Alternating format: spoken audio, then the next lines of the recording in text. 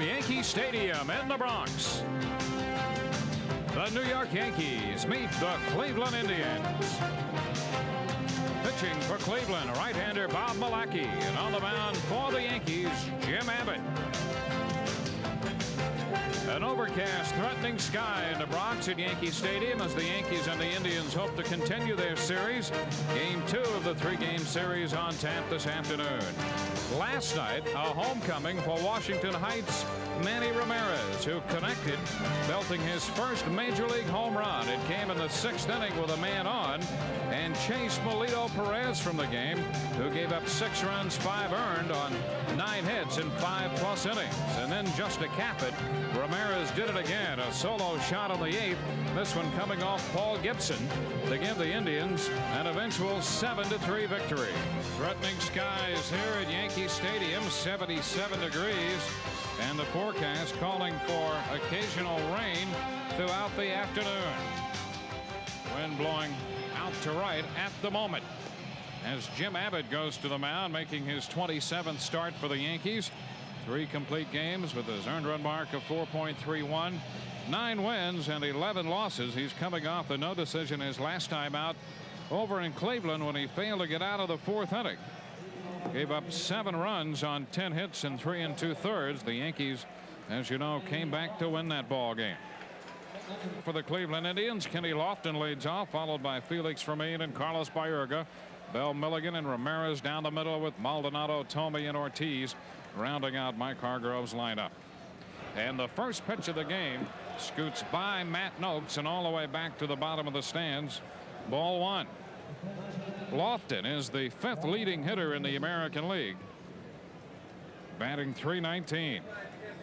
He's a guy also that does well against left-handers. He's got that extra weapon, the bunt that he can drop down even when you're looking for it. 2 balls, no strikes the count. A lot of bunt hits, a lot of infield hits overall by Kenny Lofton. He's also got enough power the opposite way to keep the defense honest, and Deion James playing him very shallow in left field. And a strike call. 2-1. Here's the defensive setup. Boggs and Mattingly tight. Pat Kelly still bothered by a hamstring strain pull, very slight in his left leg, so Gallegos at second. 3 balls, 1 strike the count. Dwayne, you mentioned Jim Abbott's 27 starts. I think early in the year he got hurt by his defense, inner defense, and there's been a realignment of the defense as the season has progressed. He throws a lot of ground ball outs. And he walks Lofton to start the ball game. He's the last guy you want to walk to put on there. He leads the league in steals. You talk about a guy who can divide your concentration. He can do just that. You mentioned Jim Abbott's 27 starts this year. You could make a case very easily that 17 of those 27 starts have been very good starts, and some have been outstanding. He has had more than several, maybe a half a dozen short outings. If he's got a problem, I think his biggest problem is just one. Everything moves in the same direction. When you've been in the league 4 years, as he has 4 years plus now, they know what his baseball is going to do. Everything moving into a right-handed hitter. He has not been able to adjust when he was in California with Marcel Atzman nor Tony Clowney to throw something that goes the other way. Here's Felix Fermin. There are some hitters that are dummies, but not many. They see a ball moving the same way all the time. Say, look, we're starting to catch on. Fermin takes this one a little down and in. It'll be interesting to see which way Baerga bats. Well, left-handed, I guess. We have seen him hit left-handed earlier. The first start of the year for Jim Abbott against the Indians, and Baerga hit left-handed.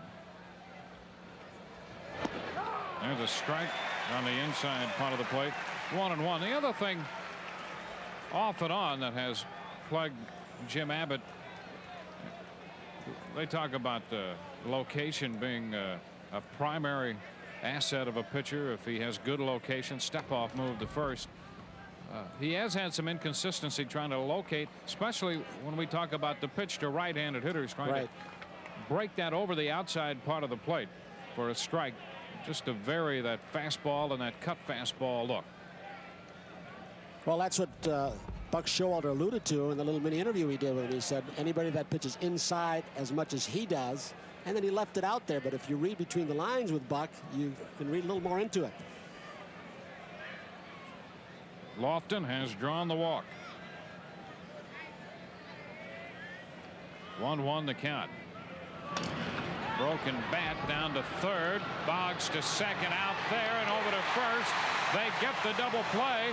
And Terry Kraft, the second base umpire, made the call despite losing his footing out there on the infield grass. It was raining or misting throughout the Yankees batting practice. You might lose a little range with Gallego playing second as opposed to Pat Kelly, but you'll lose absolutely nothing on the quickness of the pivot.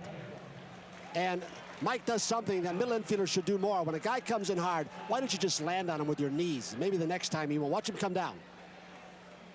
Next time the guy might not slide quite as hard if he knows you got elbows and knees flying. He doesn't seem to get tired. I mean, he just keeps going on every day, Mike Gallego, and doing a terrific job.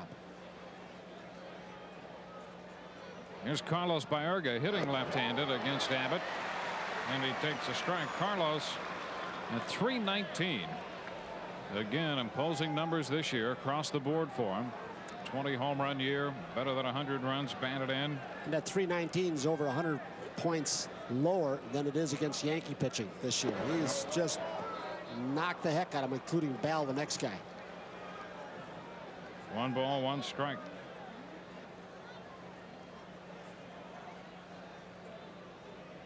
So the Yankees erased the leadoff walk.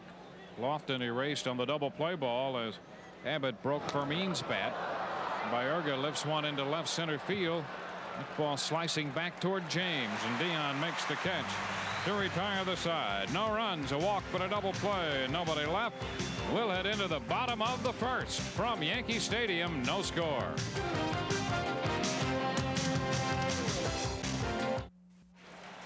Yankee Chef's Hat Day featured in Yankee colors. Some innovative use right there to protect themselves from occasional raindrops. As we go into the bottom of the first, and the Yankees face Bob Malacky. First pitch to Wade Boggs is down, ball 1. Malacky at Charlotte was 4-3, 21 appearances, 7 starts. Ball 2, 2-0. You'll recall Malacky's days with Baltimore, and then Oakland, let go by Oakland this past spring, and that's when the Indians signed him to a minor league contract, and he spent some time on the disabled list this year because of shoulder problems. Falls behind Wade Boggs, 3-0. Malacky won 14 ball games for the Orioles in 1989. This is the 17th starting pitcher that Mike Hargrove has used this season. That has been a problem for them. And he throws a strike. It's 3-1. When he was effective with the Orioles, we saw a very good changeup from this guy. Changeup, slow curve. He'll sink the ball a little bit.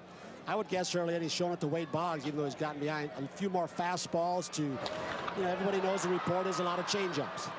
Boggs lifts this one into left, and Albert Bell is there to make the catch for the out. So Boggs is the first Yankee out in the first. Don Mattingly hitting third. Danny Tartable clean up.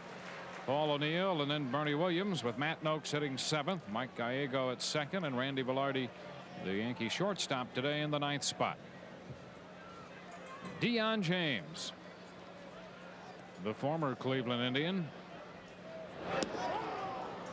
And the first pitch comes in for a strike.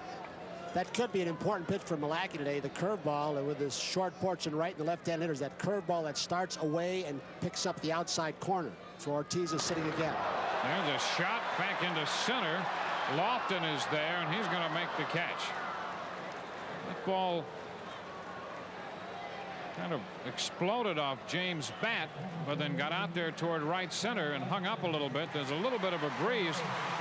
It almost did a little flutter out there. Yeah. That wind seems to be going from left to right, but it may be sweeping into the right field stands and killing balls in that area. And like Devon White or Brian McRae, if it's got enough hang time, Lofton will be under it easily. 2 gone in the Yankee first. Under darkening skies at the stadium. Don Mattingly takes a strike on the outer part of the plate. Down to 297 now.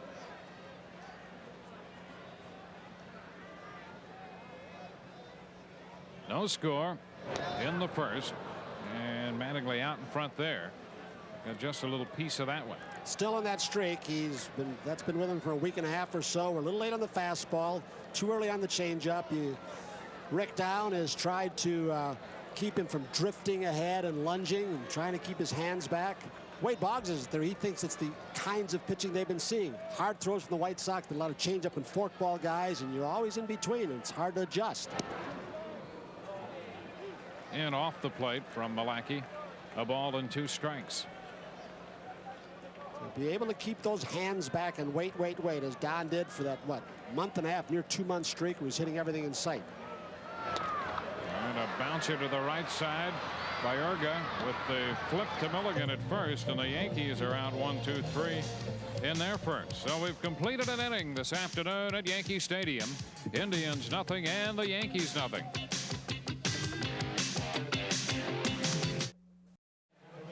On to the second inning from Yankee Stadium. Yankees start the day 2 games back of the Toronto Blue Jays. The Indians trying to play the role of spoiler. Meanwhile, the Blue Jays running into a couple of teams, Seattle and last night California, trying to do the same thing. Well, it was Langston yesterday and help from Troy Lavello. Today they'll get Joe McGrain trying to revitalize his career with all the arm problems. Albert Bell takes one down. Ball 1. Joe McGrain against Todd Stottlemyre, I believe. Scheduled pitchers. You know, when Jim Abbott, another thing about Abbott, when he is pitching well, we see the foul balls off the left shin of the right-handed batters or the foul balls into the third base dugout. That means he's keeping the ball down. When he keeps the ball down there, he's just fine. But it's those breaking balls or cutters when he gets them upstairs that are very hittable, because he doesn't have the hard stuff to throw the ball by people. But he didn't have that in California either. Yep. He's not a power pitcher per se. 1 ball, 1 strike. Even in California, there's been some discussion about the variation of the velocity on Abbott. This one is a little down and checked by Albert Bell. The count is 2 balls and a strike. And you know, in his own mind, even in California, there were times when you hear pitchers talk about trusting their stuff. Sometimes you're going to have to throw the fastball. And Jim Abbott, aware himself, even out there, that he is not the classic power pitcher. And a strike, 2 balls and 2 strikes. And there'd be times when he said he'd catch himself doubting himself about throwing the fastball. He says, I know I've got to throw it. Maybe I don't want to. And he'd step back for a moment and almost reconceptualize what he wanted to do before he'd go ahead and throw that fastball. Ball 3, 3-2. You're right, Dwayne, because I've heard people say, well, gee, his velocity isn't consistent. Well, you don't want consistent velocity unless you're Nolan Ryan throwing 100 miles an hour. You want change of speeds. And basically, it's been not keeping the ball down in the strike zone enough. Yeah, keep it down. That's what his stuff dictates. 3-2, and he strikes out Bell. Change of speed right there. He had some good movement on that as the ball, a change of speed. The ball fooled Albert Bell. Let's see which way this pitch moves if we can. I don't know if that's a slow curve or if that's the changeup that Tony Cloninger is working that he does not yet have confidence in. Great off speed, well over the top, good location. Good sign. You get a ground ball double play in the first, the chop ball to Boggs, and now you get Bell with that pitch. Here's Milligan shooting one down the right side, and that's going to be out of play. Milligan, the veteran first baseman, outfielder, is DH some. Good eye. He'll take bases on balls. Good professional hitter. Yeah, try a guy they're looking for to try and protect Albert Bell.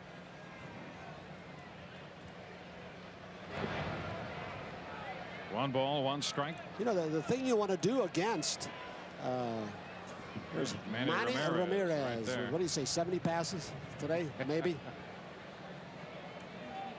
But at one time, a left-handed pitcher against this ball club, the Indians, because of their speed of Kirby and Lofton. But with Maldonado and Milligan, and now Manny Ramirez, it's a little different story. That's some right-handed power. Yep. The count is 2-1. Milligan's gone 9 out of 19 since coming to the Indians from the Cincinnati Reds. Ball 3, 3-1. Milligan is almost everywhere he's been, Tony, at some point or another. He's been a kind of a victim of a numbers game. He's had a good bat, a pretty good player overall.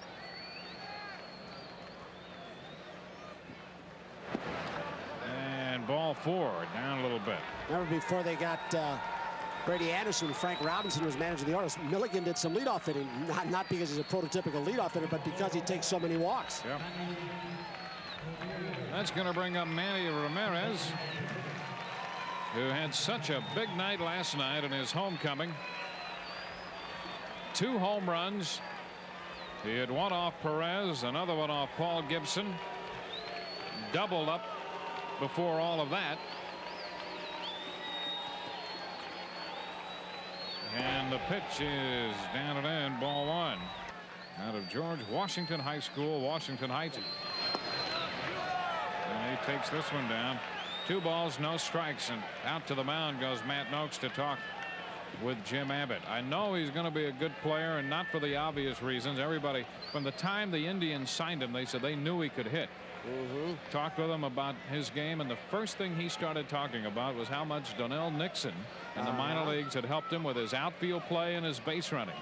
So he's concentrating on the things to make himself a better rounded player.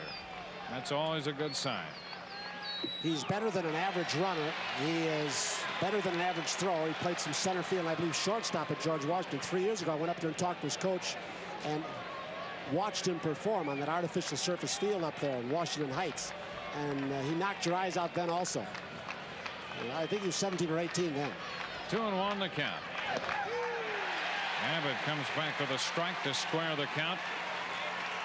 Already people are asking Jose Morales, his hitting instructor, who's he remind you of? Who's your, and you'll say Clemente. But you know, the test of time is the thing that will determine what he will be. That's too low, picked out by Noakes. So the count is 3 balls, 2 strikes on Ramirez. That's what Mike Hargrove likes about him too. He says here's a kid with a combination of terrific aggressiveness, but he doesn't go over after too many bad pitches. And of course, Mike Hargrove was a guy that walked a lot, 100 times plus 4 times in the big leagues. The 3-2 is fouled up the right side. That's going to be out of play. And Ramirez had great numbers at both AA and AAA. Spent most of the year at AA before moving up. 31 home runs before he came up, and he got 2 yesterday. Yep. And one thing Hargrove said also, and Jose Morales said, you haven't seen yet his power of the opposite field. I think he's got more power to right center than he does to left. Both his home runs went to left, as did his double yesterday. The 3-2 and a fly ball back into center. Bernie Williams to his right will make the catch for the out. And Milligan retreats to first. So Ramirez retired his first time up in this game, the second out in the second inning. Short, quick, and strong through the hitting area. This ball might have been a little bit on the end of the bat with the runner going. He's going to make contact. The high front leg kick, not uncommon among Hispanic ball players. Watch Danny Tartabull when he comes up. Ruben Sierra, on and on. Compact, but very strong to the hitting area. There's Candy Maldonado. And he takes it too low. Maldonado, 231 overall. He'd had some pretty good numbers against Abbott from his previous time in the American League. A .438 average against the Yankee starter today. 2 balls, no strikes.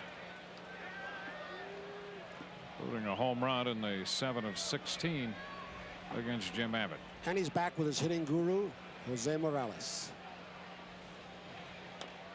Isn't it something how one guy has so much confidence in the teaching ability, and there's just a rapport there.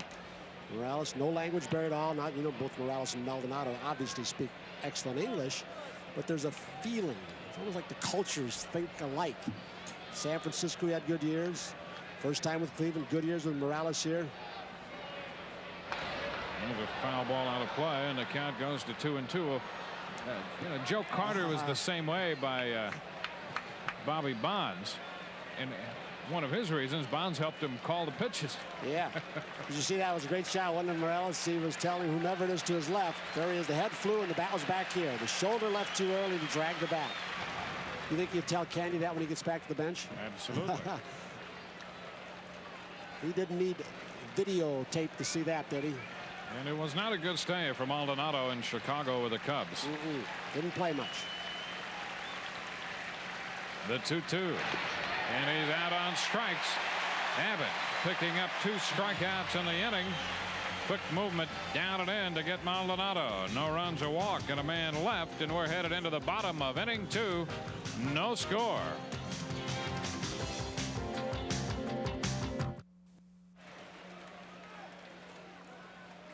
Danny Tarnable will open the Yankees' second inning. No score as the Yankees face Indian right-hander Bob Malacky.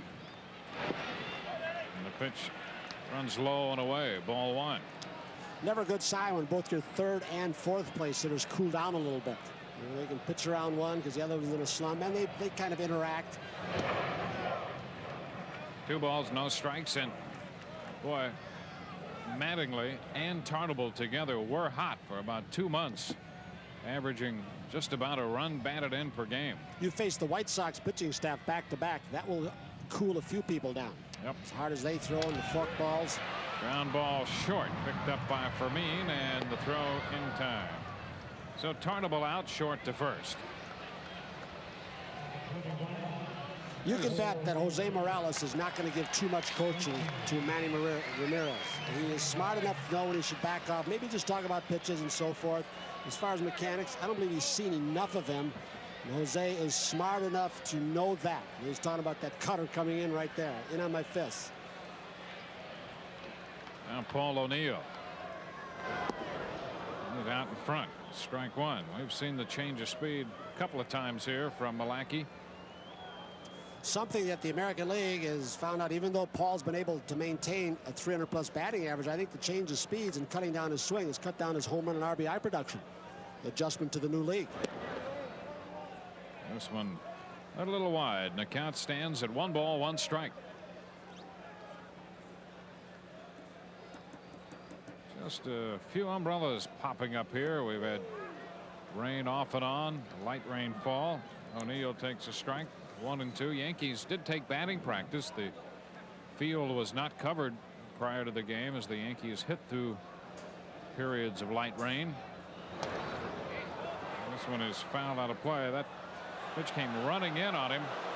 Soft away early and then hard in, huh? If you can execute it, you can probably go into the Hall of Fame. But if you let that fastball drift out over the plate, this stayed on the inner edge, you get big trouble then.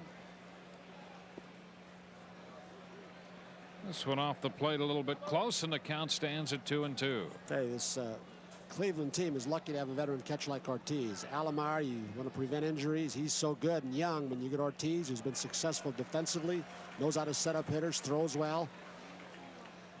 Count is 3 and 2 on O'Neill. There's Junior. Junior Ortiz doing the catching this afternoon. Alomar back and healthy and playing extremely well. Another change. And the 3-2 had him out in front. Bounced it foul. It was an interesting shot because I don't know which one of our cameras got that, but you could see Ortiz's fingers from the side. There it is right there. Now I don't know if he goes so you see those fingers wiggling. If you have time enough to relay it from a coaching box or from the bench, you can call a sign. Call a pitch. And a chop to short, charged by Fermin. He comes up with it with a lot of time and makes the play. Fermin on the chopper charging that ball. He turned out to make the play easily. 2 gone here in the second inning. There's the camera shot. It is our surveillance camera. Yeah, just left field, a little bit toward left center. The one you have the CIA operative working.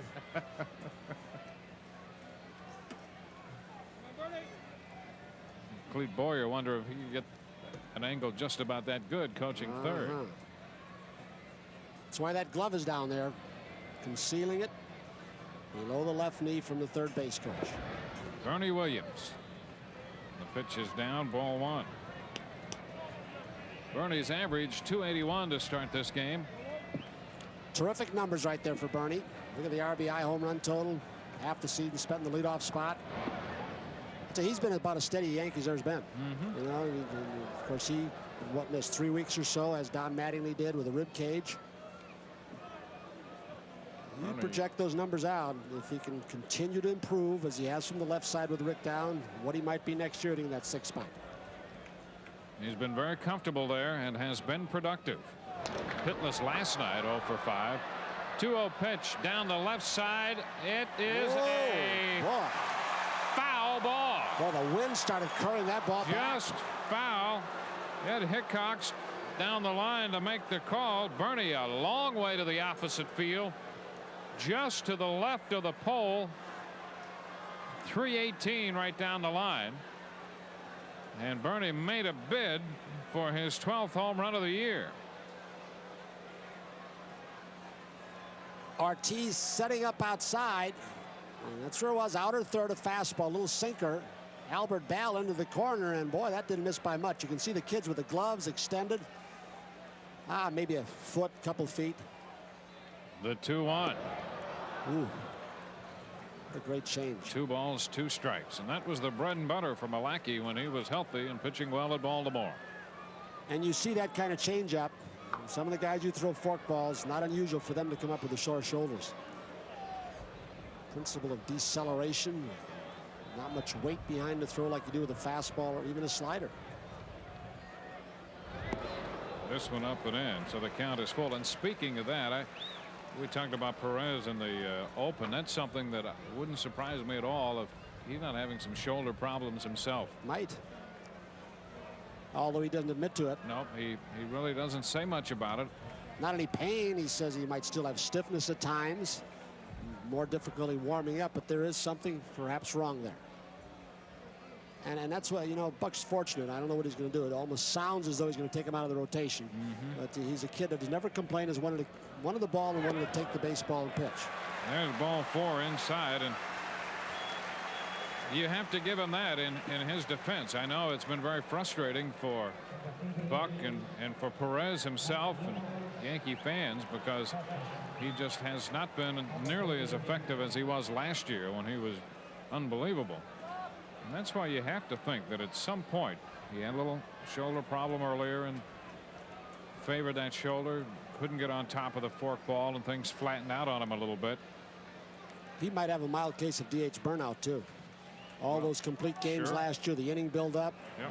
You get 34 or 5 starts in this league, it's like 37 starts in the National League. Matt Noakes goes after the first one and hits a towering fly ball to right. Maldonado back in front of the wall, and he makes the catch to retire the side. Noakes jumping on the first pitch. For the Yankees in the second, no runs, a walk, and a man left through 2, no score.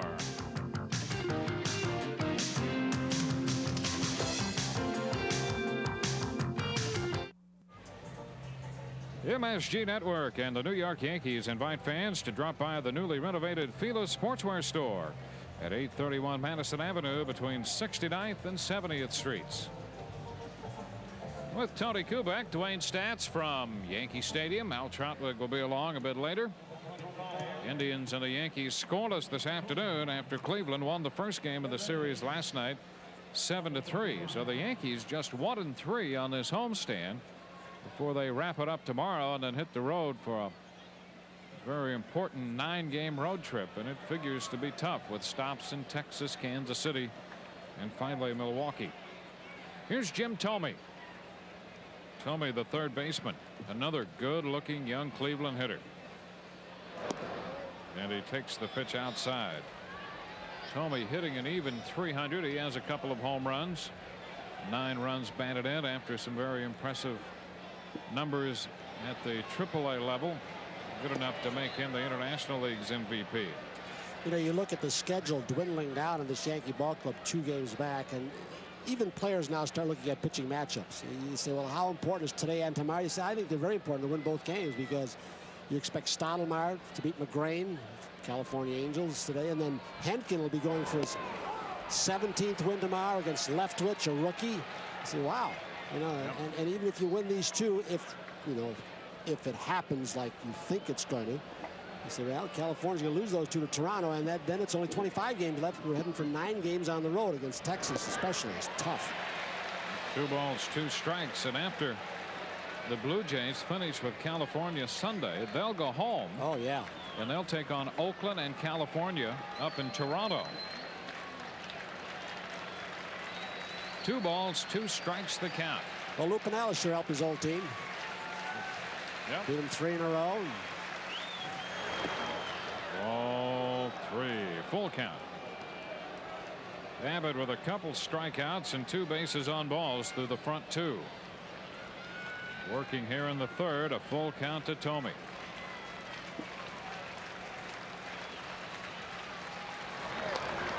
And a shot into center. Bernie back there, and he makes the catch for the out. 1 gone. So Thome is retired. You know, the Indians, not only are we seeing some good talent at the major league level, but all through their system, not only at the AAA level, so far 5 of their 6 farm clubs, and I think all 6 of them are going to qualify for playoff action. Of course, Mike Hargrove and John Hart, some of the people have been brought up to the major league level that they want to look at. But you're right, and I asked, do you have some arms? He said, we have 3 or 4, 3 or 4 arms, which is what they're looking for to put in the starting rotation. That's a strike to Junior Ortiz. He tried to check as that pitch went biting down and in. A strike to count.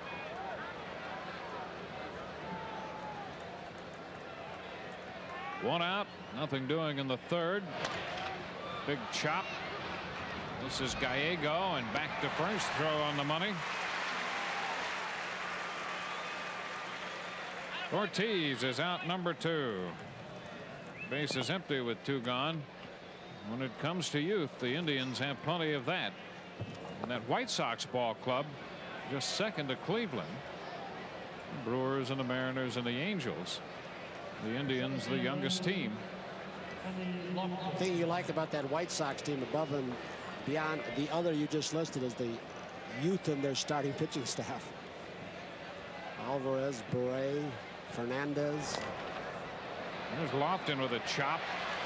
And the flip by Gallego takes care of the Cleveland leadoff man to retire the side. Nice play by Mike Gallego. 1, 2, 3 go the Indians, and we're headed into the bottom of the 3rd with no score. No score. The Yankees and the Indians playing under overcast skies in the Bronx. Middle game of the series. Yankees trying to pull even in the season series with the Indians. And more importantly, keep the pressure on the Toronto Blue Jays. Gallego takes this pitch, and it's a little low and outside for a ball. Mike hitting over 300 now. 301 on the year. He was in there last night at second base, leading off, went 1 out of 4.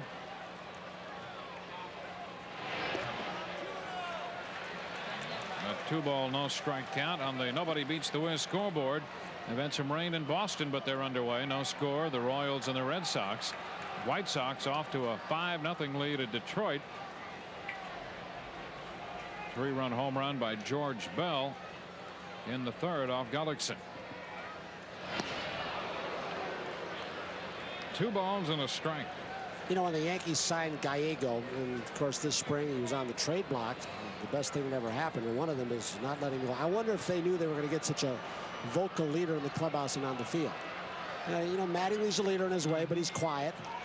But Gallego, you see so many of the players go to him, or he will go to them if they're struggling. And of course, he brings that from the World's Championship heritage with the Oakland Athletics. That doesn't hurt either. Well, he has that championship experience. And it's a lot different now that he has more or less been an everyday player. That works out a lot easier for him. Last year he admits he was lost with all the injuries. He draws the walk from Bob Malacky. This one opens the Yankee 3rd.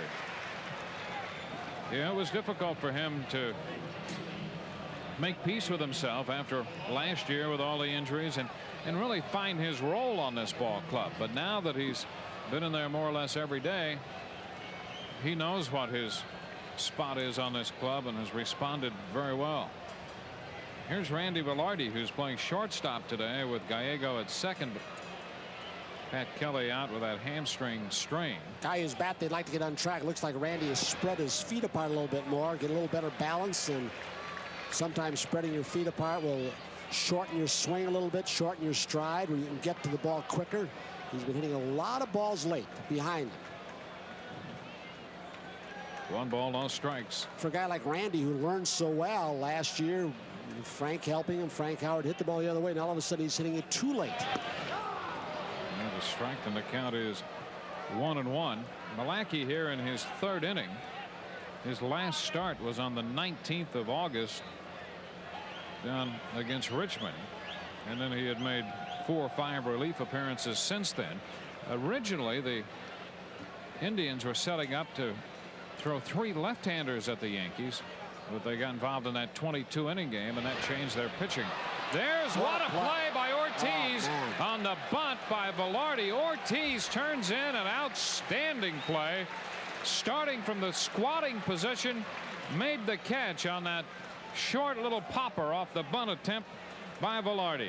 Usually the first move for a catcher is to go straight out in case it's fair, and he recovers and then bends back to the left and makes a great play, and then has the composure to pop up, looking to double Gallego off first base. Watch him pop up and look toward first base. He's going to roll and come up and look down there to see if he went off too far first. I hang a star on that one. That's a beauty. What a play by the Cleveland catcher. 1 out, 1 on. And the top of the batting order, Wade Boggs, lifts 1 foul out of play. You know, when a team has been struggling like the Yankees, you know, this is the ideal kind of pitcher, Malacky with off speed, is that you would like to start runners. Not necessary to steal. That's an added plus. But because of the lack of speed, Buck doesn't have the maneuverability to even hit and run quite as much.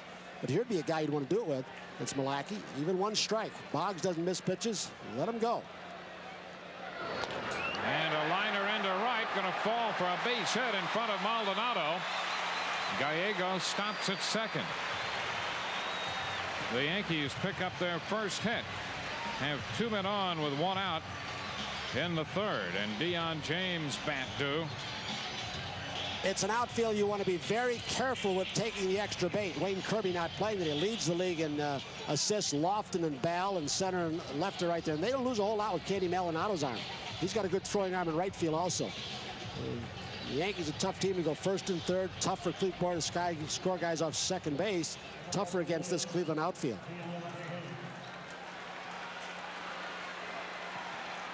Here's Deion James. So the Yankees get their 2nd look at Bob Malacky. And he misses down, ball 1. The longest Malacky had gone out of the bullpen in the minor leagues at Charlotte. 3 innings his last time out, after that 5-inning stint he had in the start on the 19th of August. 2 balls, no strikes, the count. You wonder if Malacky's a guy in his first year with Baltimore wasn't hurt by overuse at a very young age. He had 38 starts his first year. That was the only time in 71 years in the American League a rookie had led the league in starts.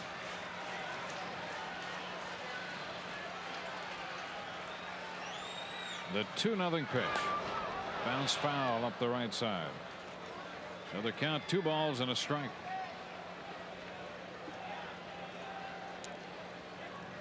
Deion 1 out of his last 11.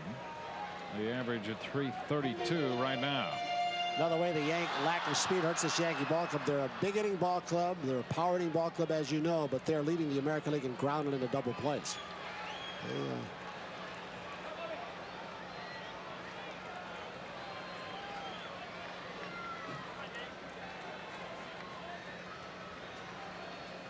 No score. The Yankees with 2 base runners. Gallego second, Boggs at first.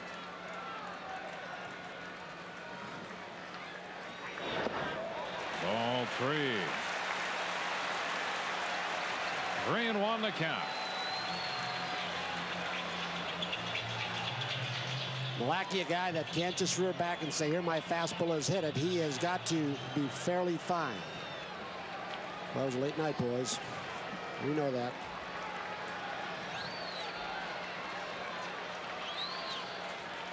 Three and 1. Ground ball. That's going to sneak through into center, base hit. Here comes Gallego in to score. The play's at third. Safe there. The ball skips by Thome. Now Boggs is going to try to score, and he is safe. The ball gets by Ortiz, goes into the dugout, and James, who's at third, will be awarded the plate. And the Yankees will get 3 out of all that as the Indians throw the ball around the infield. 3-0 Yankees.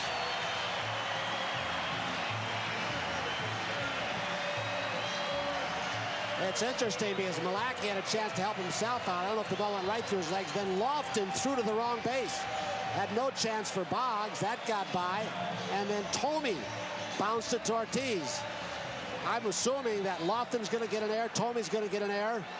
Well, it'll be a base hit and a run batted in for Dion James. And then the errors come into the picture as the Yankees get 3 runs, and Mike Hargrove's on his way to the mound.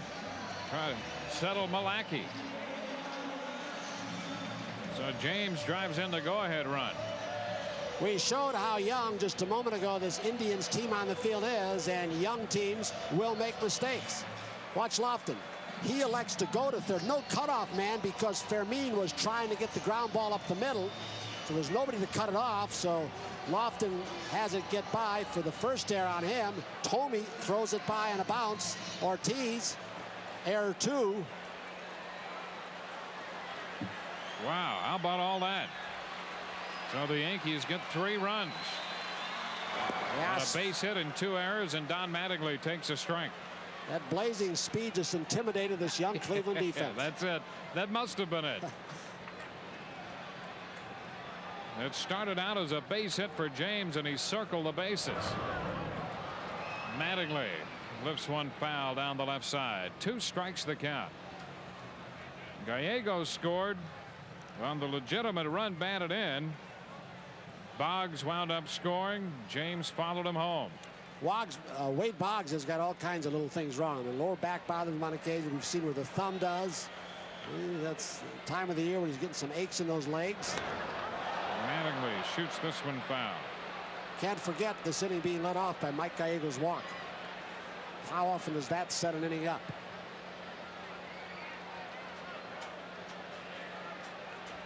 Oh, 2 the count to Don. Still just 1 out in the inning.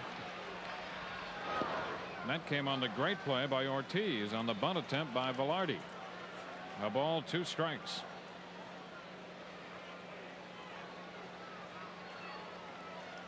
Two Michiganders, huh? Howe and Kamenicki.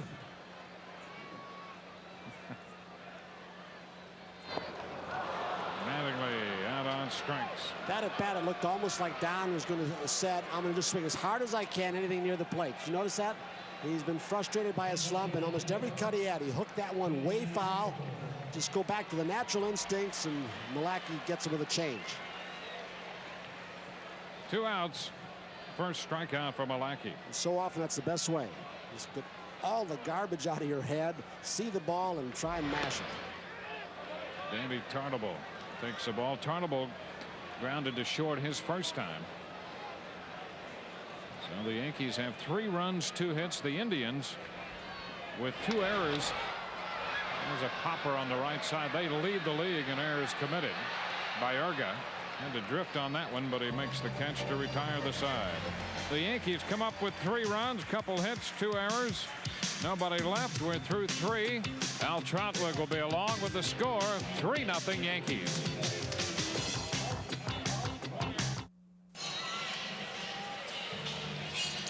In a wild sequence, the Yankees grab the lead 3-0. Hi, everybody. Al Trautwig with Tony Kubek. And Tony, whenever I see a sequence like that, I think of Casey Stengel. Not the Casey who won world championships here, but the Casey over in Flushing. I mean, for people who grew up in New York at a time when I did, that was the epitome of what he watched. Casey used to call it a little white rat. He'd have those meetings after you kicked the ball around. He says, you guys just don't know, in his own inimitable way. You guys don't know what to do with that little white rat. Pick it up. Pick it up. Well, they picked it up, but they couldn't throw it right. It was scooting all over the field. Starting things off for the Cleveland Indians is Felix Fermin. Hit into a double play his first time up, and here's another ground ball backhanded by Gallego. He's had a busy game and a slick fielding game at second. Gallego's done it all over the infield this summer. He made one of the great plays of the season again. at second base on a bullet that almost got Melido yesterday off Albert Bell, and somehow he caught a line drive and just a terrible hop and threw him out. What's he doing? He's feeling something in that left leg. Something wasn't right there. You're right. Left knee. Well, for now, he'll play through it. And the RBI machine of the Indians, one of the two, Carlos Baerga, steps in. 38 runs driven in his last 40 games. The other machine of that caliber, of course, Albert Bell. He's 0 for 1, flying out to left. In there for a strike, 1-1. Tony Cloninger, the Yankee pitching coach, has seen this situation all too frequently in his mind over the last couple of weeks, where the Yankees get a lead sometime in the ball game, and immediately the opposition comes back to at least get runs and sometimes tie it or go ahead. And right back. Yeah, it's like the very next inning. And 2 balls and a strike. I'm sure Abbott's aware of it. You know, there's an important first pitch, the important first hitter, important first out in the game, and the important, you know, boy, the importance also right in there somewhere of when your team gets the lead, let them maintain it and tack on the next inning. Ground ball to Gallego. Seems fine on those legs. And 2 4-3s for the first 2 outs for the Indians here in the 4th. You know, Tony, for as good a pitcher as Jim Abbott is, and we'll see if Gallego shows any favoritism to that leg. It seemed to be the left knee. Is it right there when he plants? That might have been right there when he planted. That's the previous ground ball. The ball off Felix Fermin, leading off the 4th. Now Albert Bell. Abbott has 1 strikeout, 2 strikeouts in the game. The first one was against Albert Bell, and he kept him totally off balance by keeping the ball low and the breaking stuff inside. Well, that's a real good thing right now for Jim. 4 of the last 5 outs have been on the ground, and he's been changing speeds well. And he starts them off with a low speed pitch. But the one pitch he can't get, Tony, is strike 1. You know, he said after Sunday, I knew that I was pitching behind in the count, and that changed everything. And as much as, you know, he wanted to not do that today, he has been pitching behind in the count for most of the first 3 2/3 here. More importantly, Jim talks about quality first pitch strikes. Fastball, strike 1, 1-1. Perhaps Jim now is to the point where he's heard so much about your velocity is not as good, and he was trying to make it better by overthrowing. He's now changing speed. That gets him on the fists. Albert Bell gets underneath this one, and when he gets underneath it, he really gets underneath it. So his underneath is a little different than anybody else's underneath? Yes, it is. It's a lot higher. Ray Guy-like hang time.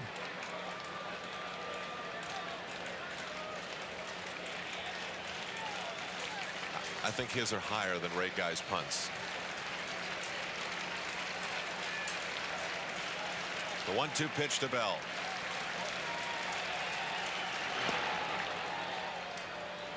Little high, little outside, 2-2. Did you see Albert Bell's stride? He was looking to get pounded inside again, and his stride with his left foot was almost to the third base coaching box, opening up, looking in.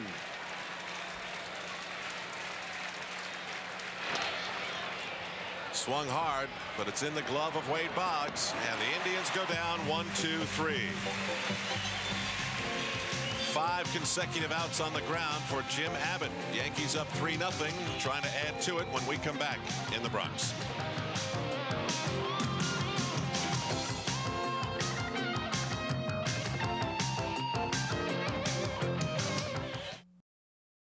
First pitch to Paul O'Neill from Bob Malachy. Baerga, 1 away. I just can't believe how much Paul O'Neill has become a first ball hitter. That's just incredible. I mean, he's after almost every single first pitch, no matter who was out there, and he gets some hits off it, but now they're starting to pull the string on him a lot. I didn't really notice that until about 3 weeks ago. You wonder how he got nearly 80 walks one season in the National League.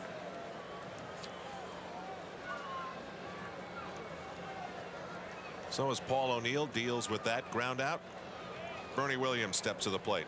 Bernie shows bunt. Pulls it back, ball 1. Bernie just missed a home run in his first at bat. And you'd have to consider that a pretty good at bat because he wound up getting a walk out of it. It just missed being a home run down the left field line. What did you decide? It was 2 feet? Yeah, maybe 22 or 23 inches. He cracks that one over second base. One out single for Bernie Williams, living the good life in the 6th spot. I'll tell you, I think the Yankees got themselves a 300 hitter for next year hitting out of this slot. And the guy's going to drive in 80 to 100 runs. And he's got a terrific body.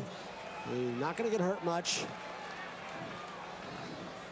Who cares if he doesn't steal a base? But this is a spot right here with Noakes up. I mean, if you can pick a changeup, maybe Bernie ought to get a little brazen. Take off. Get in scoring position. 3 runs ahead. Get Bob Milacki starting to think about something else aside from the hitter. The Yankees don't have the ability to do that.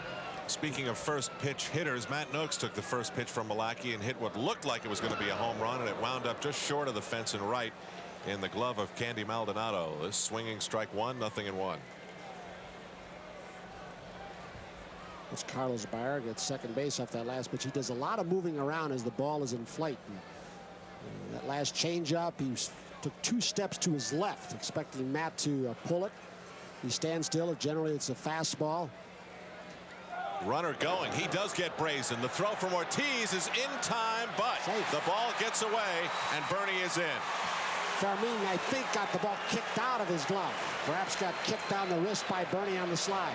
That throw was there, though, Tony. Oh, yeah.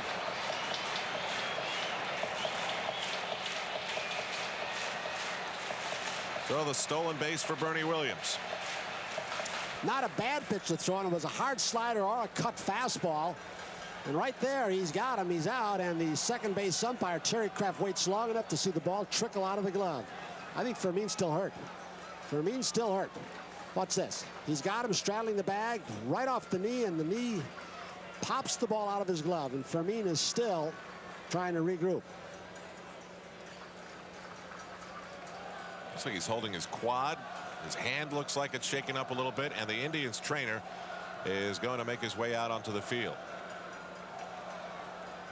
Of course, the Indians have Alvaro Espinoza on the bench. Interesting. Mark Lewis, who started the season for them last season, still trying to battle his way back. He's a young shortstop that struggled with the bat and with the glove, a little bit too hyper. But they've got him in reserve in the minor leagues, but he's there in the playoffs.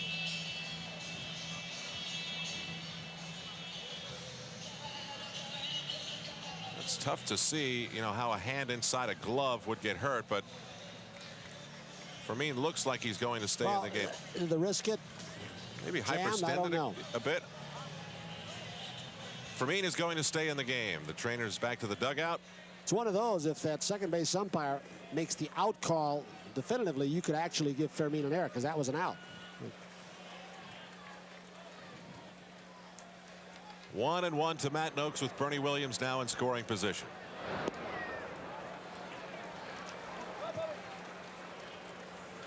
Yankees up 3-0 on the wild sequence. An RBI single by Dion James with 2 on, and then 2 throwing errors, or 2 errors, and then the 3 runs all came in, including Dion, who started it with the hit. Matt Noakes swinging at that low delivery by Milacki, 2-2. Milacki has really a great delivery on this changeup. It almost has a palm ball look. I don't know if he chokes it back. It does not look like it's the circle change. Well, just dies right in the hitting area.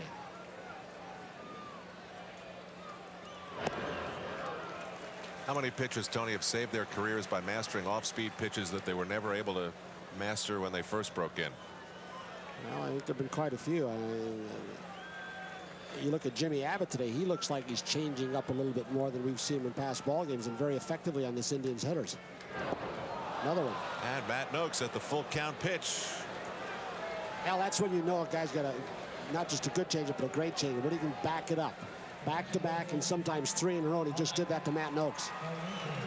Matt had seen it for the pitch prior to this. He was well out in front. It's there again, and he still can't time it. Probably especially effective against a guy who's almost a dead pull hitter. You want to get the barrel out and cheat a little bit to hit the ball in the right field seats. Now Milacki will face Mike Gallego.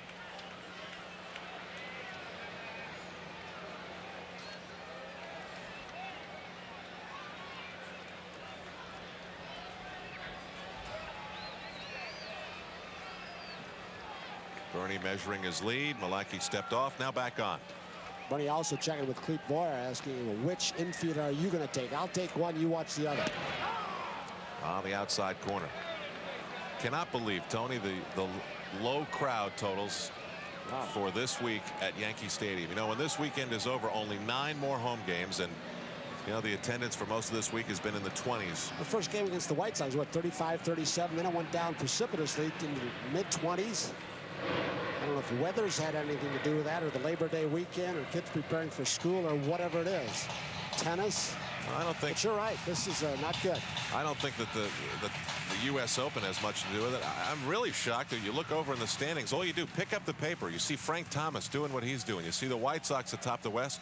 That's got to scream out as something you want to see. I figured at least this many people would come out today just to see Manny Ramirez come down from Washington Heights. Gallego, Tomei, Williams runs in front of him, but Tomei makes the throw in time to get Mike Gallego. So the Yankees strand Bernie Williams. Will head to the 5th inning in the Bronx. Bob Milwaukee and the Indians still down 3-0.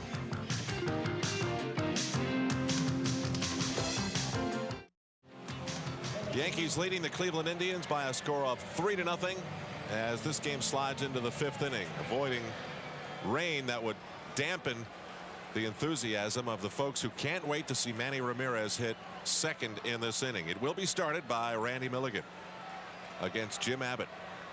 Are they filming a movie here today?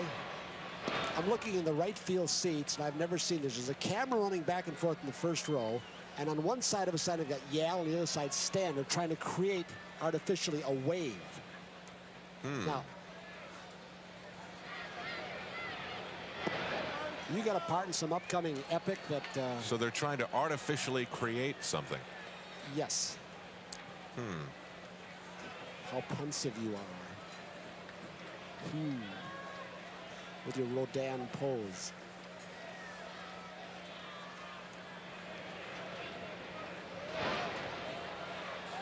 You're right. Jimmy Abbott's changing speed well. Hope it's not the same people who brought us the exploding trucks, Tony. They're tired. They were running back and forth in the first row. They got to take a breather before they can do it again. Jimmy Abbott behind another hitter, as you said, Al. Yeah, 3 balls and no strikes to the leadoff man, Milligan. And he lost him.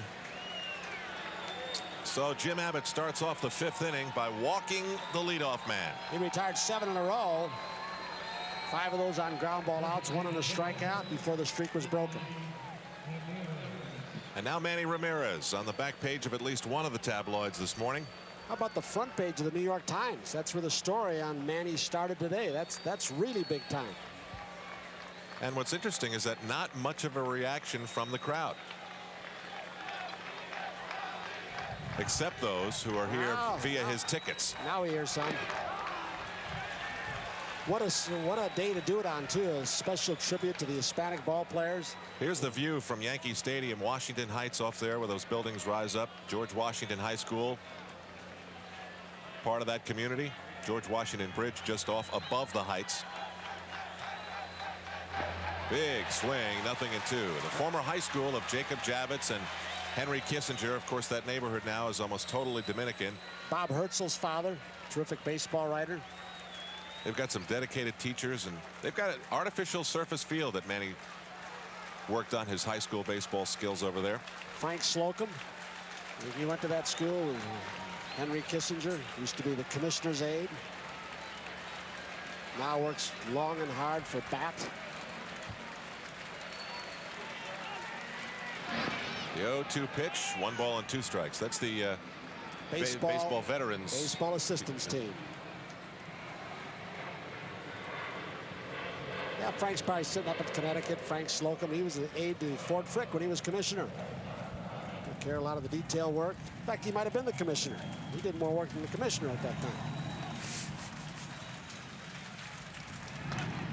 Line shot right to the belly of Velarde. Gallego, Mattingly in time. How hard was that ball hit? Did you see Milligan? Milligan got about 4 or 5 strides off the bag, and he just got out of the way. That's how hard Ramirez hit that ball. How in the world did Velarde come up with it? Oh, we saw him hit some pitches up yesterday. Look at Milligan. He's out of the picture 5 strides from Matting. Frozen. Wasn't even running. Watch Randy. He's absolutely not even in the area. Oh. That's what you call abandoned ship. I'll tell you who the ball jumps off this kid's bat like. Joe Pepitone as a kid here in the stadium. Absolutely jumps. Now Abbott to face Maldonado. Candy's really one of the leaders in giving Manny Ramirez a hard time. How about Ramirez saying before, Tony, I guess his minor league salary was about $2,000 a month, and now coming up to be on the major league roster, he's going to get about $20,000. I said, so you're going to do something for people in your family? He said, no. Going to buy a big bodega in Washington Heights. Now watch Milligan after this ball is hit. He thought the ball was going to be caught on fly, but it was hit like a tracer bullet. He had no choice but just hang around the first base bag.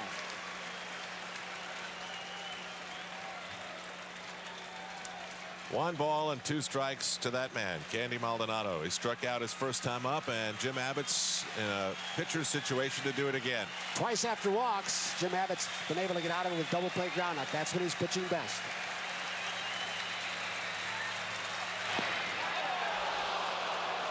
Fans called it strike 3, but it is 2-2.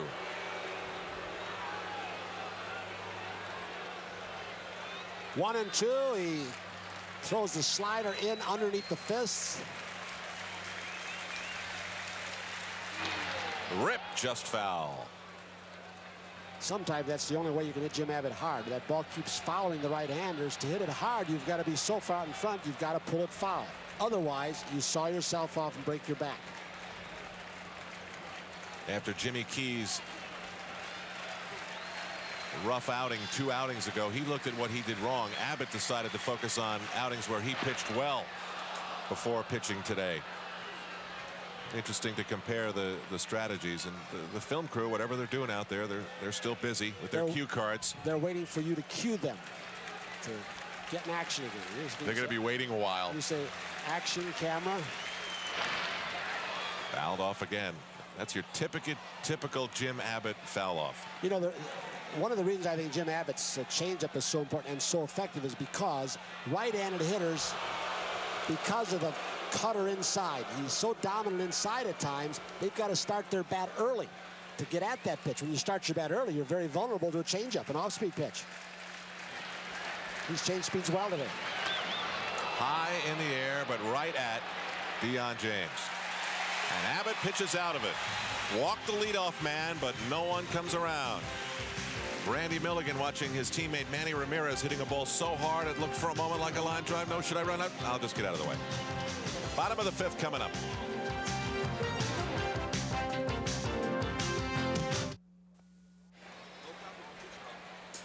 Back in the Bronx, bottom of the 5th, and Randy Velarde starts it off for the Yankees. It's a strike. Al Troutwig with Tony Kubek here. Dwayne Statz will be back when the 6th begins.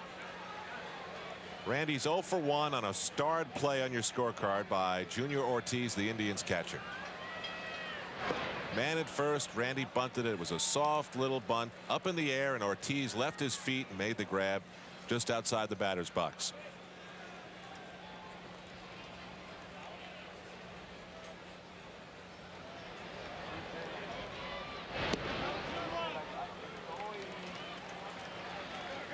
Tony, if you do what you did in predicting the matchups for this weekend and how they favor the Toronto Blue Jays, Yankees have to look on the mound and say, we've got to be hammering this guy. Similar to the way they must have felt when they faced Derek Lilliquist of the same team a week ago. Randy Velarde skies this one. Lofton on the run. That's a home run. Randy Velarde. And boy, do the Yankees love to see that.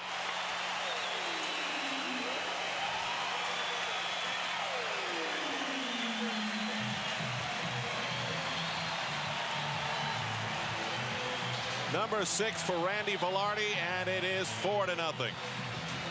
How many days has Rick Downs had Randy over the last week out early, trying to get him back on the beam, not be late? He got the pitch count in his favor. That's one of the important things. 2 balls and a strike, and Malachi had to come to him right down the middle of the plate with a sinker ball or a fastball. Randy stays back. Randy's getting ready to go home to Texas. He started his bat smoking again when he gets down there. It appears that Nolan Ryan will not be pitching. They've changed Noli again. The scheduled pitch went Tuesday or Wednesday, and they have scratched him now. He tried to loosen up, but the ribcage injury shut him down once again. A lot of fans are going to be disappointed that they won't get a chance to see Nolan Ryan one last time. You know, they've got Kevin Brown supposedly pitching on 3 days rest. He's got a lot of complete games. Even though the Yankees beat him around his last time here, he's been a Yankee killer over his career. You wonder if they'll shut him down before the Yankees get there. Randy Velarde's first home run since the 31st of July. That was his return from the long visit to the disabled list with a cracked pelvis. So it's been a long drought. 1-2 to Boggs. Just missing 2-2. And Randy's role in today's game, and you know, I think he was inserted in there primarily for defensive reasons because of Jim Abbott, a ground ball pitcher, getting a little bit more range at shortstop. Gallego having to move to second because of Pat, and he tacks on a run for Jim Abbott.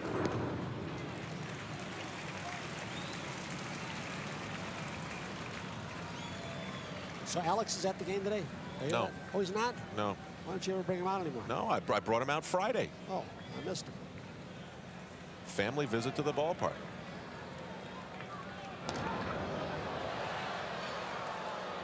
Was it as expensive to bring Alex as people say it is to come to the stadium or the ball game? I racked up a pretty good tab. A few trips to the souvenir stand. But you didn't pay for tickets. Yeah, well, those tickets that I had were paid for. Yes, they were. The chauffeured limousine down? By me.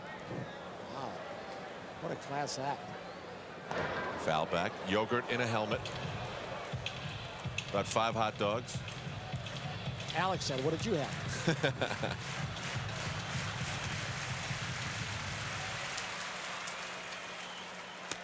Familiar count for this guy, huh? Wade Boggs, 3-2 again.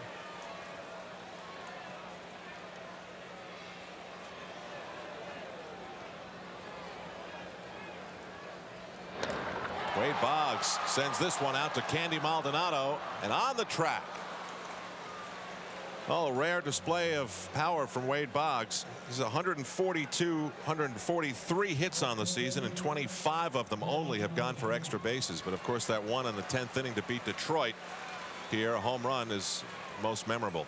3 balls, 2 strike changeup, a little bit upstairs. Something that you can't look for, but because Malachi really cannot throw the ball by you, Wade turns the top end over, hit it hard, but didn't get up off the ground enough. Wade has certainly set the tone of that leadoff spot since the All-Star break. Now Dion James. He hit the ball hard back in the first inning. Second man to face Malachi at that point. And Kenny Lofton grabbed it for the out. He singled in the third. And then the 2 errors that turned into a round trip around the bases. Not an inside the park home run, but that was the look that it had when all 3 Yankee runs scored on the play. Well, Malachi hurt himself a couple of ways in that inning. First of all, he walked the leadoff hitter, Gallego. He had a ground ball hit back at him, went right through his legs. It was hit sharply. And then the defense started throwing the ball all over the place. The Yankees took advantage of it.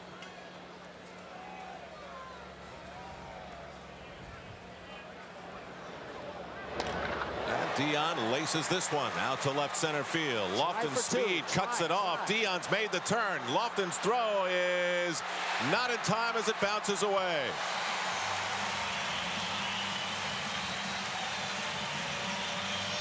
Well, few can get to a ball hit in that spot better than Kenny Lofton. But the balls are bouncing everywhere for the Indians today. The grass a little bit wet. Lofton goes. Frank Howard exhorting Dion to go right from the start. Frank has a great expression. Earlier in the season, a few weeks ago, he said to Wade Boggs, make him throw you out. And the guy threw Wade out, and Wade went by him and said, Frank, he did. So that's just what he's saying to Dion. You got a 4-run, make him throw you out. This time he didn't.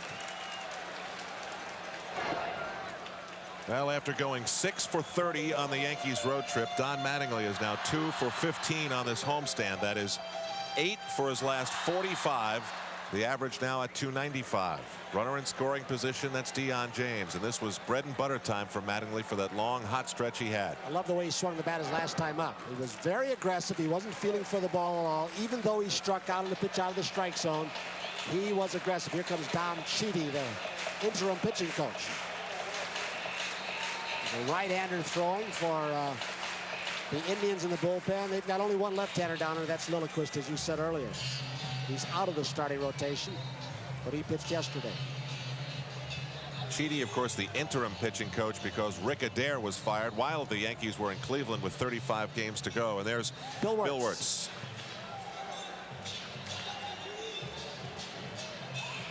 Indians don't have a whole lot of call-ups yet because they've got so many teams in playoffs in the minor leagues.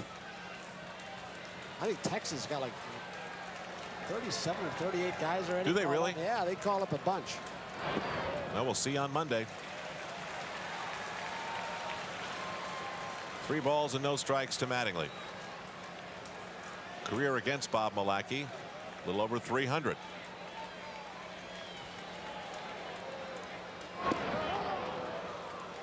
Three and one.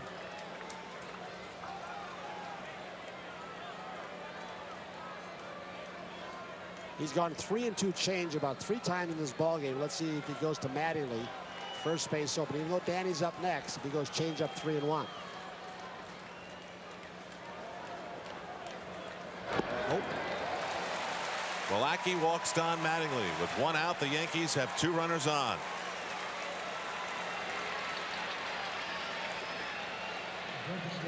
That is the second walk issued by Milacki. The Yankees have 5 hits to go with those 2 walks. 4-0 Yankees. You hear people say like Bobby Ojeda, who's got such a great change and an off-speed curveball. You hear people say, well, gee, why don't they try to go right field on this guy? Well, they were.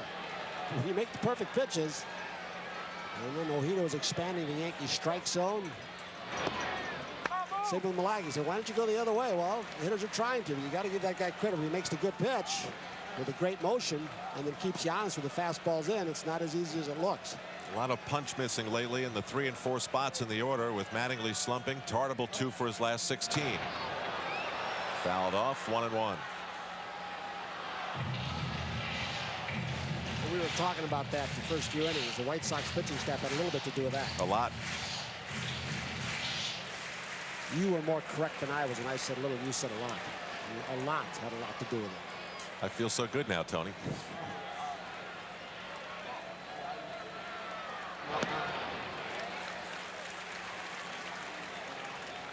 Four nothing Yankees in the bottom of the 5th, 1 out. Deion James started it off with a double with 1 out. Mattingly walked. They're out there for Danny Tartable. And like Velarde, a good hitter's pitched. He gave Velarde a fastball that he pumped out here to right center. Tartable moves back, and it's 3-1 with Paul O'Neill on deck.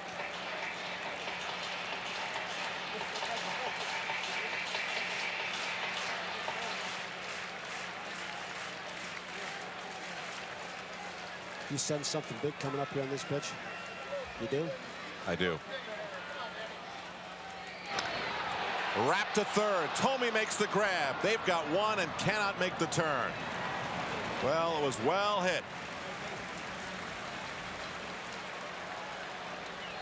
But Jim Tomey, the third baseman of the future, enjoying the present, turned it into the force at second.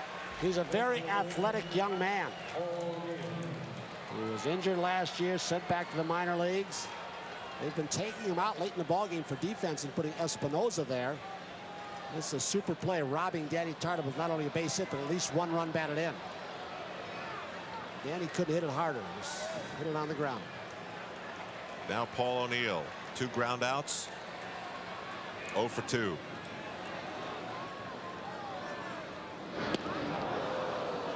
But Tony, you were right. I mean, it really did have a Danny Tartable smell to the moment. I mean, it really seemed as though that was the kind of pitch, the situation.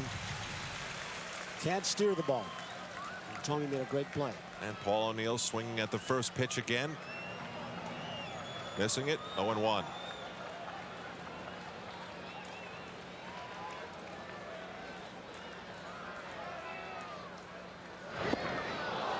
0-2.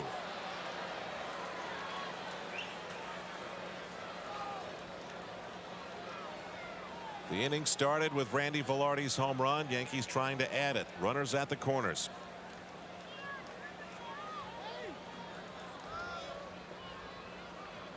Junior Ortiz is. Who's he sending those signals out to, Tony? Well, nothing in 2 outs. There are times where they might send a runner to get Paul O'Neill a fresh count. I don't think they're going to do it. They're tired of it. We'll see. Want to make sure whether they're throwing through, to whom they're going to throw it back to. The middle infielder is so far away from second base, chances are they're not even going to throw through. And Paul O'Neill stays alive. That's a good way to judge in a first and third situation at the big league level. Maybe some others too, college, minor leagues. You watch the middle infielders, Fermin and Barger. If they're both way away from the bag, they're giving you second base. Nobody's going to cover. Look at how far they are from the bag. Nobody was running on the pitch. Still 0-2 to O'Neill. Just got a piece of it. The problem with starting Danny is if he does steal it, you put the first baseman Milligan back. There's no hole to shoot through, and also it's a base to play with in case they wanted to try and pitch around Paul O'Neill.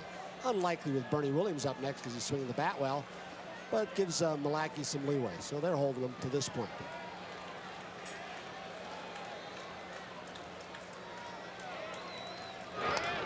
O'Neill goes with the pitch the other way, and it's well into the seats.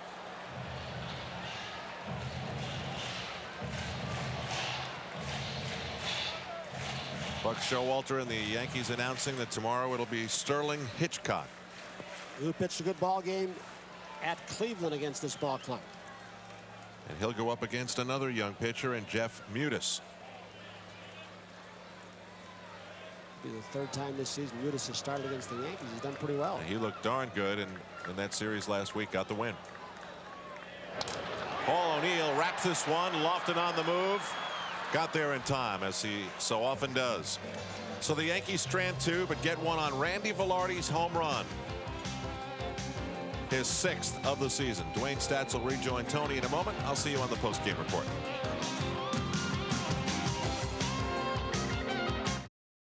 Tomorrow's starting pitcher, Jose Mesa, keeping the book on the Yankees hitters. Jim Abbott going to the 6th, Dwayne, has walked 3, struck out 2. The Indians do not yet have a base hit.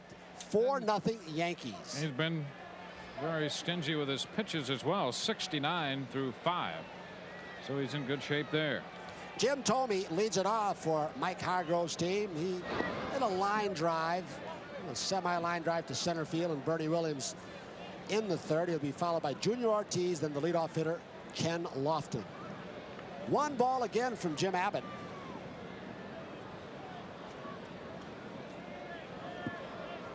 Thome extremely strong. You saw what kind of athlete he was when he robbed Tartable of that base hit and an RBI diving to his left. He just seems to be more relaxed this time up. Cutter 1-1. Well, winning an MVP award in the International League will help bolster your confidence a little bit. And after brief exposure at the major league level last year, he has more of a feeling that he belongs up here and can compete at the major league level. Slider misses. 2 balls, 1 strike. Jim Abbott through 5 has thrown 9 ground ball outs when you include the 2 double plays, 1 in the 1st and 1 in the 5th. Indians are averaging over the last few weeks about 10 hits a ball game. Line drive, sinking and slicing. Velarde picks it right off the turf. So Thome has hit the ball well twice off Abbott. Not unusual for left-handed batters against him. Here it is.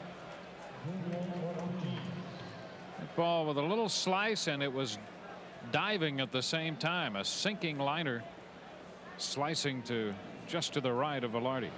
Junior Ortiz, as Abbott misses near the outside corner, 1-0. That's 2 hot shots Velarde's had to take care of in the last 3 hitters. Yeah, Ramirez hit a bolt in 1 hop, and Velarde turned it into a double play. Too low, 2-0, says Ted Hendry. It looks like, maybe I shouldn't say this, the bad weather's going to miss us. A little bit brighter here at the stadium. Cool down a little bit. Wind nice and brisk moving out to right field. 3-0 to Ortiz, the 9th place hitter.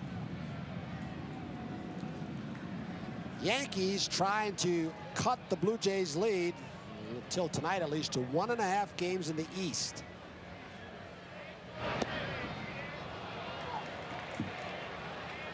Fourth base on balls given up by Jim Abbott. Lineup turns around and leadoff hitter Kenny Lofton. Well, twice today Abbott has walked the leadoff man, but the Yankee defense has turned a double play behind him to prevent him from being burned. First and then again in the 5th. Now a walk with 1 out. Buck Showalter's got to like what he's seeing from Abbott. The change of speeds. He has been behind hitters, but against a tough Indians team, he's been able to pitch around some of his own troubles.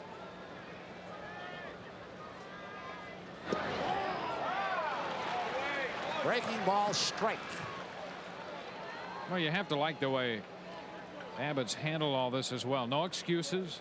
I know this is a big game, a tough challenge. He looked forward to it.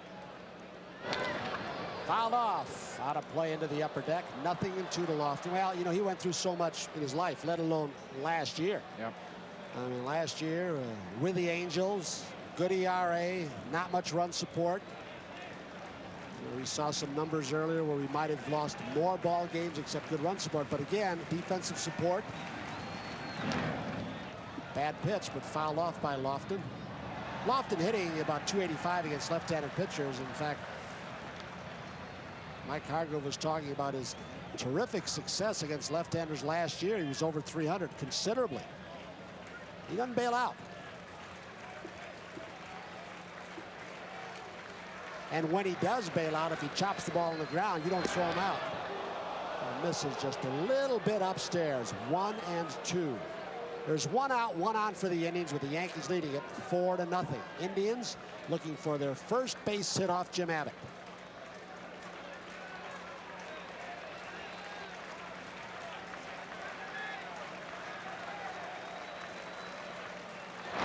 Changeup. Oh, wow. That was close. He took something off a curveball. Count goes 2 balls and 2 strikes. Watch Lofton give on this. Take another look. Curveball breaking, and Lofton gives in. Ooh. Very close. Or Matt Noakes catches it. It's within the strike zone. Ted Henry, the home plate umpire, figured it was high when it crossed the hitting zone. Deion James backed up a little bit on Lofton. There are 2 outs.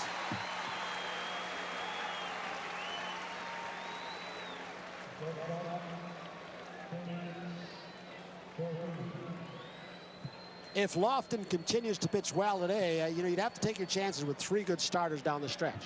Jimmy Key pitches like he did, even though he had the ERA went up in August, had one really awful start. Great 7 innings the other day. And with Kamenicki, if he continues, and with Abbott, it's not bad. You got a few off days in there. You may have to, you might go with 4 starters sometime along the way. Wade Boggs right there as Fermin hits it fairly hard. Jim Abbott goes through 6 against these Indians. He's got a 4-0 lead. The Indians still hitless.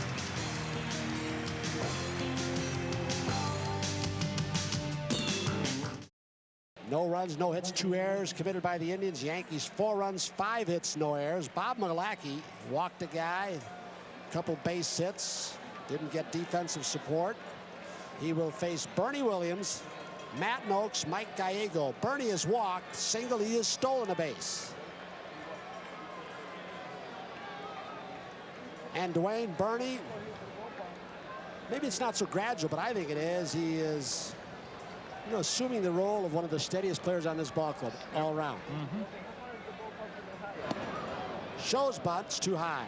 Tell you, people talk about maybe his lack of flash or his low-key personality, but he's so steady, and he's now playing, getting the results the way he approaches the game. A lot to be said for that consistency. 1 ball, no strikes. Off the end of the bat, Kenny Lofton adjusts. He's got it. You know, when you look at Bernie's play too, it's not just what he has done, it's what he's not done. He hasn't made many mistakes. Yep. On the bases, defensively as far as throwing, with a bat in his hands. you forget how young he is. So there's one out here in the bottom of the 6th for Matt Noakes, who was flied out, and he also struck out.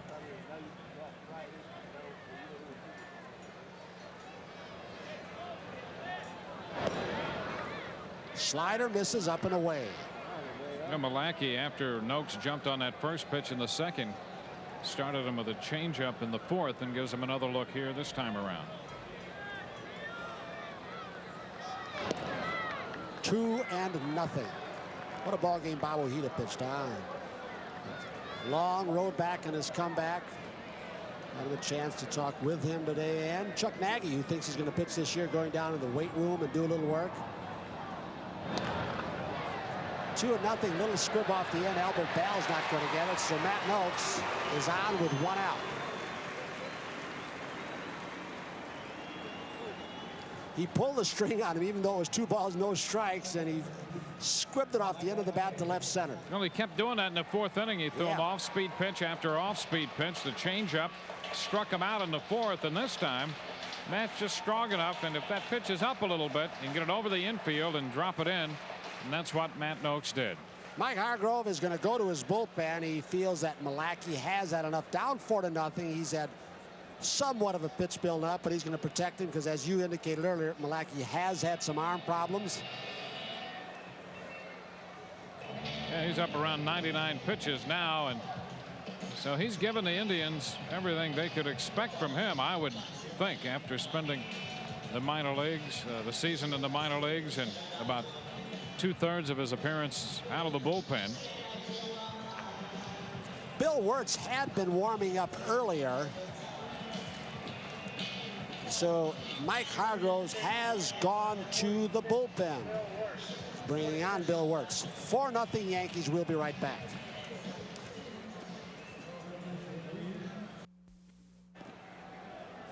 With 1 out, 1 on for the Yankees. The Yankees leading 4-0 in the bottom of the 6th. Bill Wirtz comes on. He was recalled on July 7th, where he's having a good year at their Charlotte franchise. Another good arm.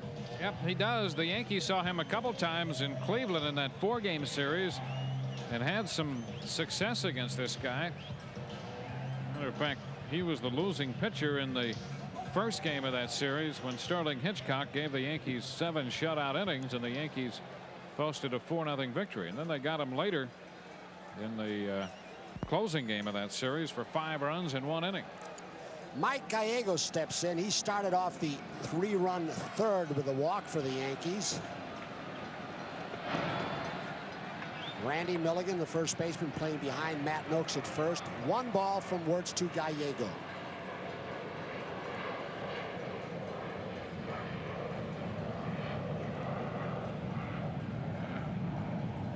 Mike has turned in a couple of more, well, better than good defensive plays again today.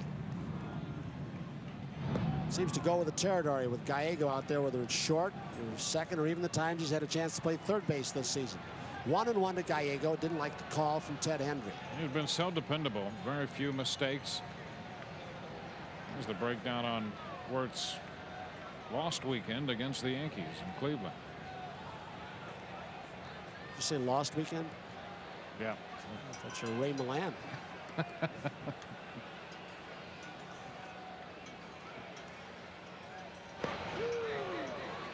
1-2 to Gallego.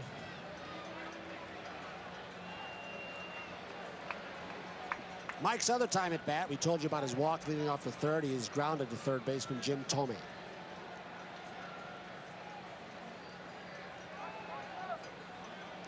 The intensity, and it may be epitomized by Mike Gallego's play, is turned up a couple of notches as the season dwindles down in September. Wirtz hangs a pretty good breaking ball. I don't think that was a fork ball. Might have been, as Gallego go well out of the strike zone. Take a look. It's the slider. Yeah, big break into the dirt. Randy Velarde with a little soft applause after his home run in the 5th. There are 2 down with Noakes at first.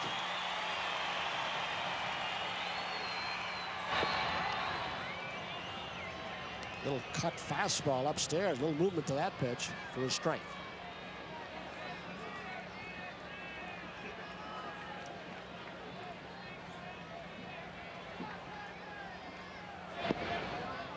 Slider misses, 1-1.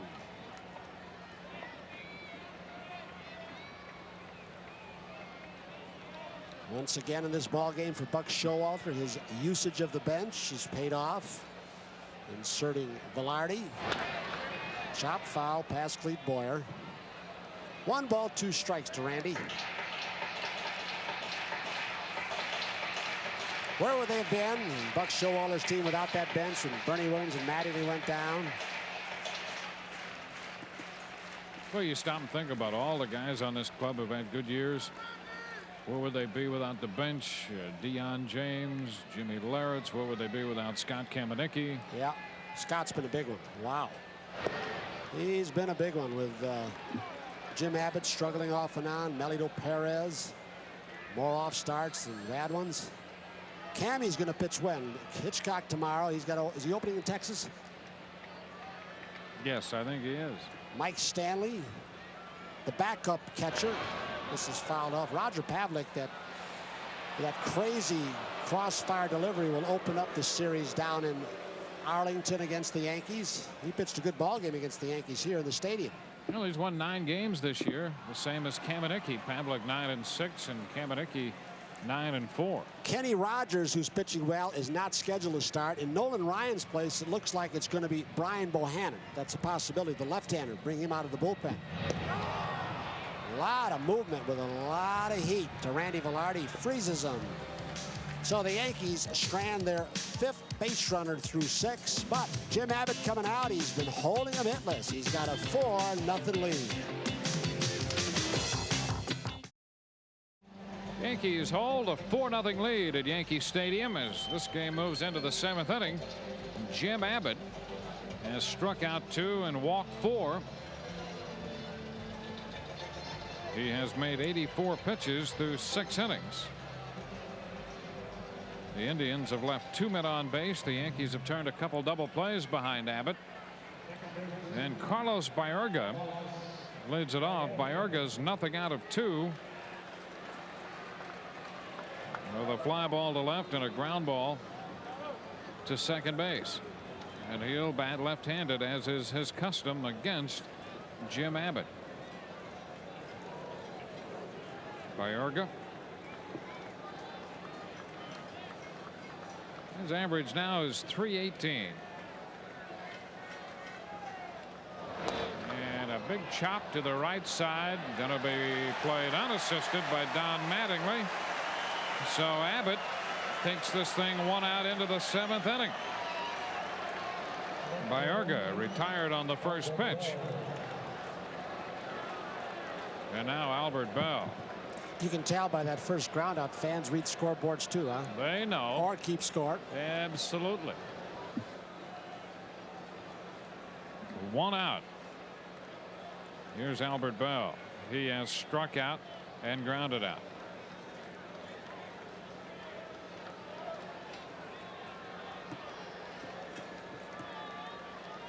Bell.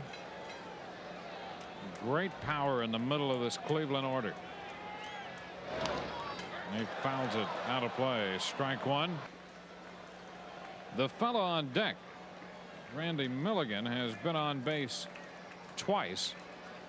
A couple of walks, and he sees mostly left-handed pitching, and almost all of his damage since coming to the Indians has been against left-handed pitching.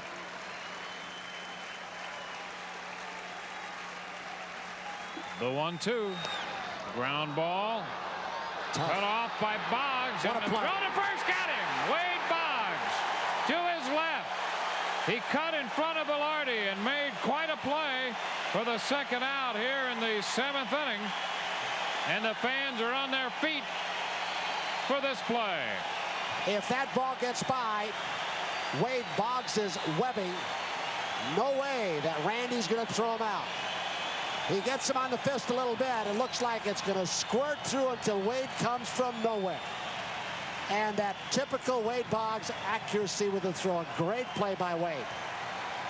So Boggs makes the play so far. Let's get Jimmy Abbott's reaction.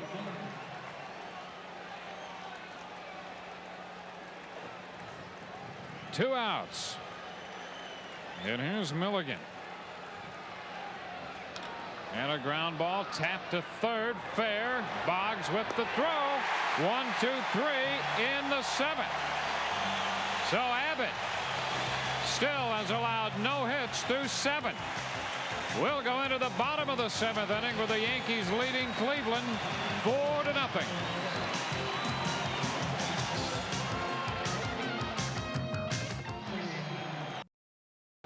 Wade singled and scored in the 3rd inning. Hit the ball to the warning track and right in the 5th. He is 1 out of 3 and hitting .310 for the year. 2 balls and a strike to count. Bottom of the 7th.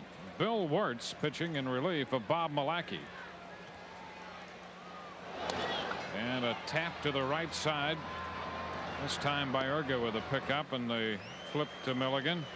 Well, Boggs the first out here in the 7th. Boy, what a play he made in the top of the 7th inning on our MCS Cannon great teamwork play. Boggs on that ball hit by Bell has kept the no-hitter going.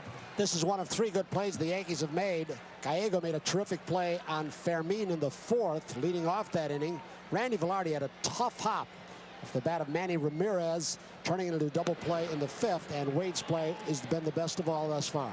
Deion James takes the pitch high, ball 1.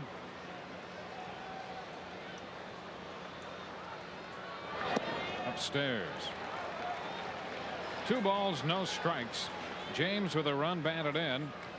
That came in the 3rd when he circled the bases as a result of a couple throwing errors. He doubled in the 5th inning. Ran that one into a double, dropping it into left center field. Baerga reaching down to make the pickup in the throw. 2 outs in the 7th. So the bases will be empty. Baerga is taking care of both Boggs and James. 2 outs, and Don Mattingly prepares to hit against Wirtz. Don walked in the 5th. Average at .295.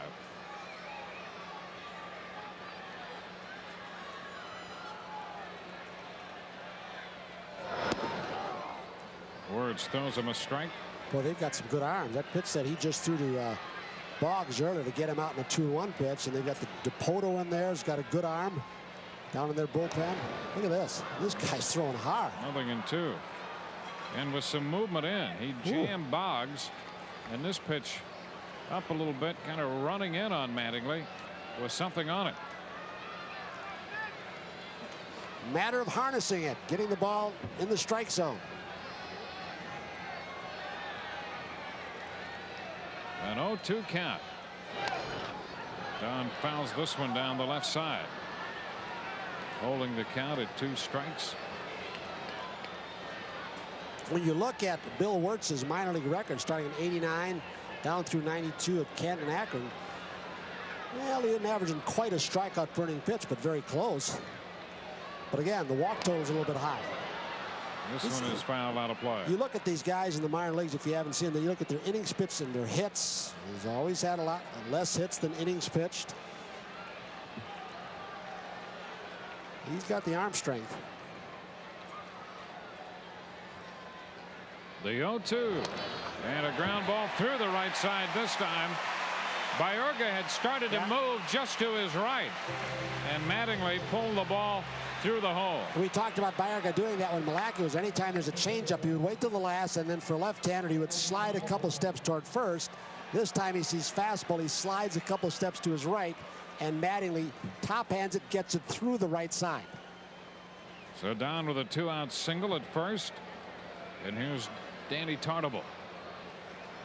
Start your bat early, Danny, against this guy. Takes one inside. Tartabull 0 for 3, hitting .250 on the year with 28 home runs and 84 runs batted in.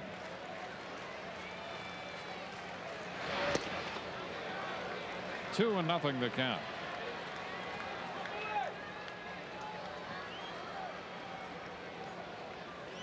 Yankees have 4 runs on 7 hits. Could be a fun swing if it's close when you see the number 1 with a 2-0 count. And a liner first. The diving Thome and into left.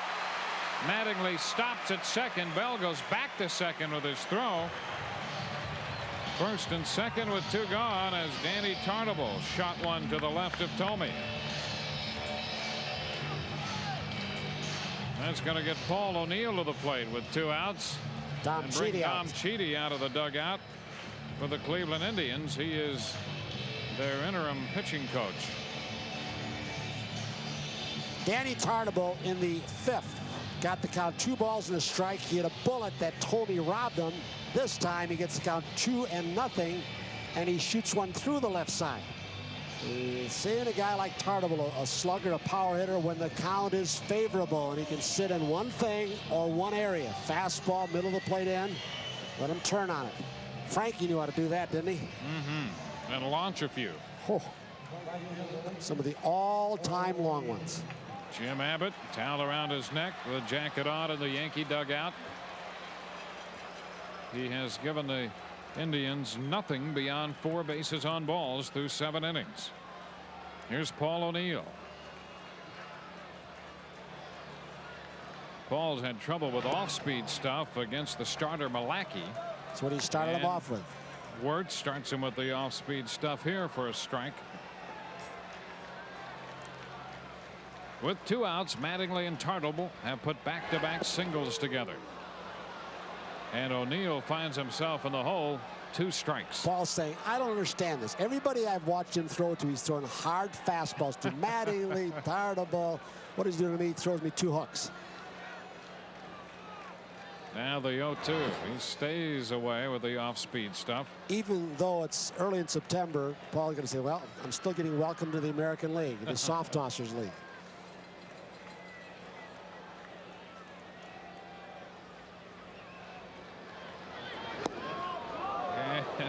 Wirtz tried to start that one wide and break it over, but he missed. That squares the count at 2-2. Here's that pitch. Don't know if he tried to backdoor it, but he came awfully close. The 2-2. Now he's all the way out to O'Neill. 3 balls, 2 strikes, and the Yankee runners will get an extra step or 2. They'll be off with the pitch. Mattingly second and Tarnable at first. Here it is. There they go. The 3-2. Skied into left.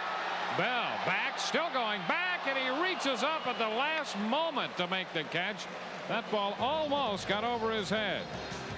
No runs, 2 hits, 2 left. We're going into the 8th. 4-0 Yankees.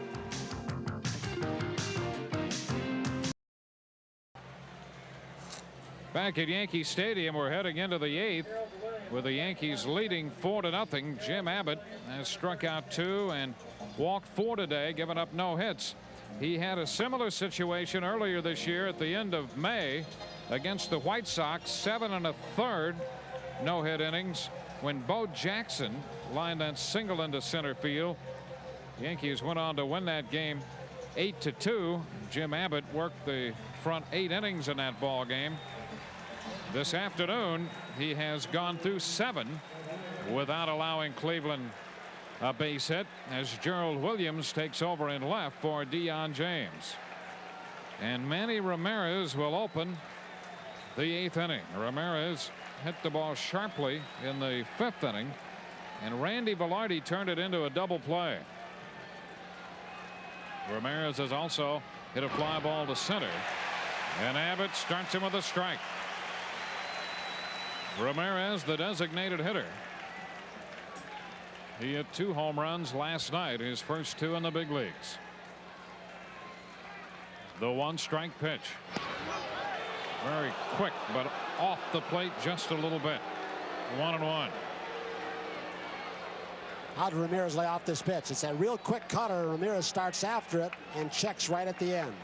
Leading with the hips. Ted Williams would have loved that. Now the 1-1. Change. And an off-speed pitch. Boy, that had Ramirez fooled, and he got just a little piece of it. That is set up so much for Jim Abbott today, that off-speed breaking ball. Boy, that a very effective pitch. It'll make your velocity look better to the hitter. Yes, it will. You'll be a lot quicker inside then. To the radar gun it won't, but to the hitter it will, and that's what's important. The 1-2. That squares the count. 2 balls, 2 strikes. One of the fans here on this overcast day at the Bronx on every pitch now.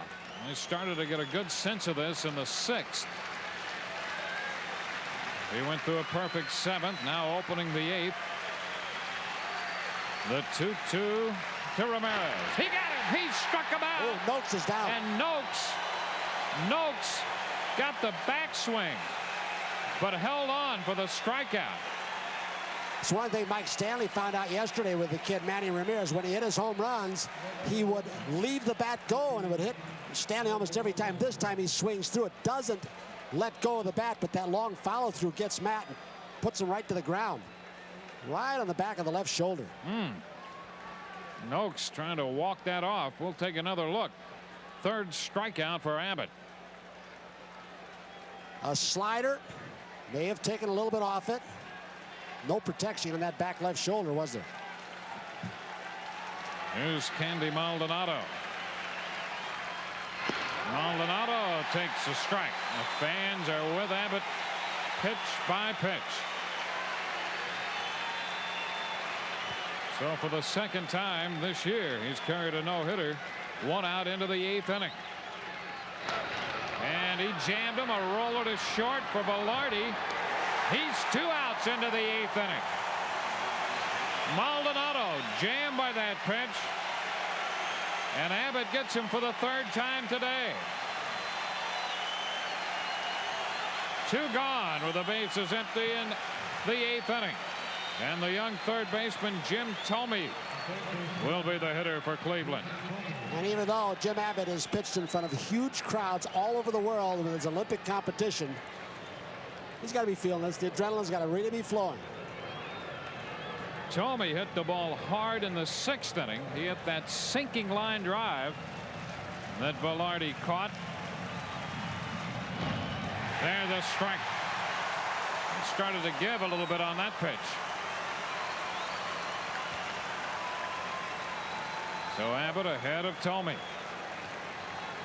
Thome had a great year at Charlotte. Came into this game hitting .300. Abbott leaves it wide, 1-1. Well, the Yankees have been looking for another big game pitcher aside from Key. Kamenicki's given them 2 outstanding starts when they've been very important, and they may have just found another one in Jim Abbott. Here it is. From the side. And he's ahead now. 1 ball and 2 strikes. First time he's used that delivery in this ball game. Saved it for a left-hander to get the 2nd strike. Take a look. Drops down. It's a perfect spot. And this crowd, with each out, more and more into the moment.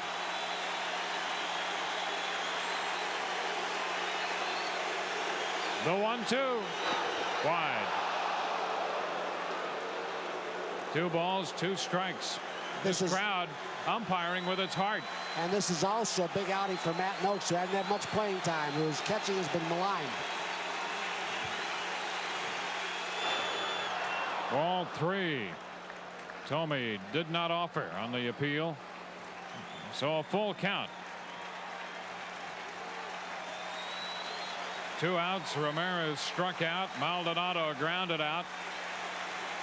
And it's one of those games where not only the fans and everybody else caught up in it, but the umpire can get caught up in. Some of those close pitches you better be swinging at. 3-2. Here it is. And he lost him. Abbott walks Thome. A 2-out pass. You see a pinch hitter. Junior Ortiz is due, but he has been recalled. And Sandy Alomar, who's been swinging a hot bat, will hit for Ortiz. Ortiz was 0 for 1 with a base on balls. So Alomar, who's now healthy after suffering through back problems, will come on to pinch hit. Yankees saw Alomar in the series last week in Cleveland. Alomar is 1 for 11 lifetime against Jim Abbott. .091. So he will pinch hit.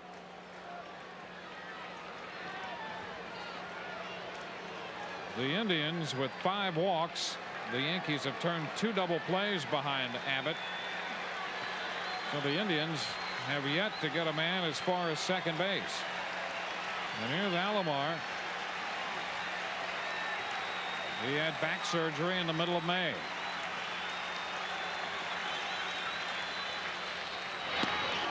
And Abbott just misses. Boy. Very close. Ball 1. Jim has started quite a few hitters off in this ball game with a curveball. Off speed.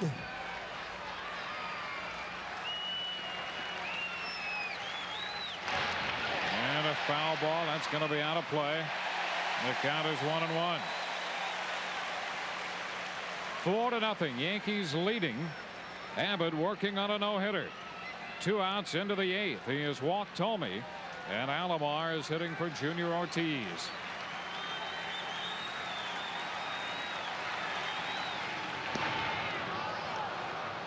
Two balls and a strike.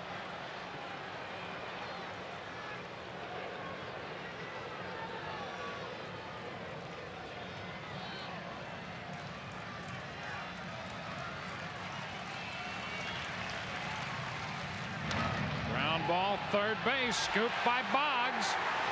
He got him. Alomar out third to first. No hits in the 8th. A walk and a man left. Abbott has a no-no through 8. Bottom of the inning coming. Yankees 4, Cleveland nothing.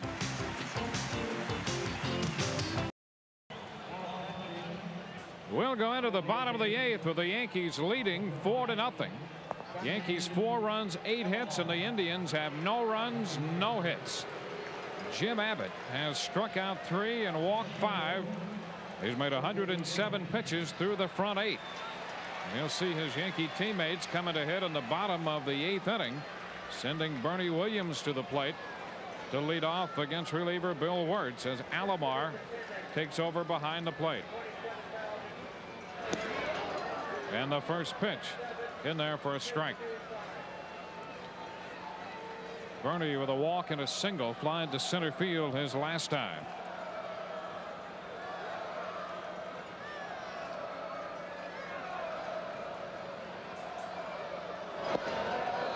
He's over this one, over the top of it, and in the hole, 0-2. And Dwayne, when you look at your scorecards and the outs that have been committed by the Cleveland team, there's not been a good play by an outfielder for the Yankees, which is an indication that Jim Abbott's had the ball down in the strike zone. He's really not out over the plate much.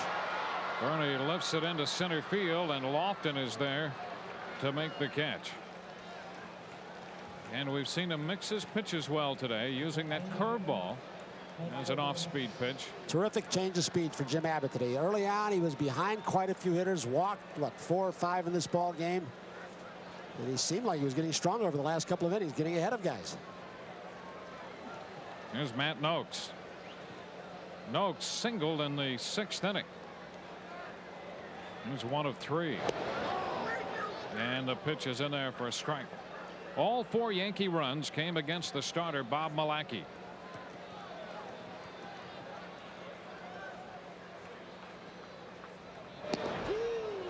Wirtz throws Noakes another strike. Tomey at third, well off the line. Same thing for Bell in left. Everybody shaded to the right side for Matt Noakes.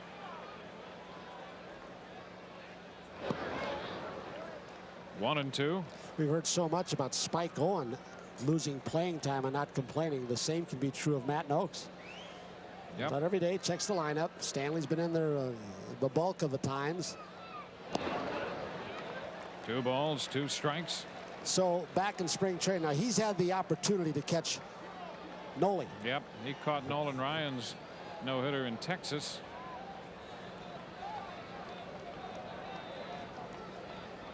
Two balls, 2 strikes. And and it's wide. So a full count on Matt.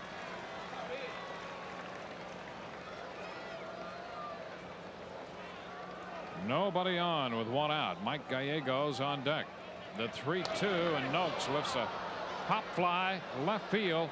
Bell has to cut back to his right, but is there to make the catch for the second out. 2 gone with the bases empty. Remember, when you're having good times with good friends, drink responsibly, because friends know when to say when. A reminder from your friends at Budweiser. Here's Mike Gallego. He's made a couple nice plays defensively. Gallego 0 for 2 with a walk and a run scored.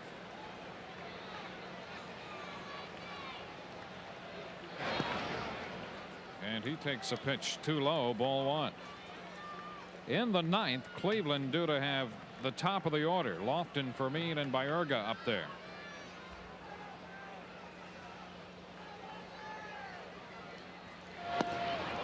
Wow. Wirtz at times has just been overpowering. We saw him make a couple pitches in the 7th inning. One to Mattingly. One here to Gallego in the 8th. Wow. 1 ball, 1 strike.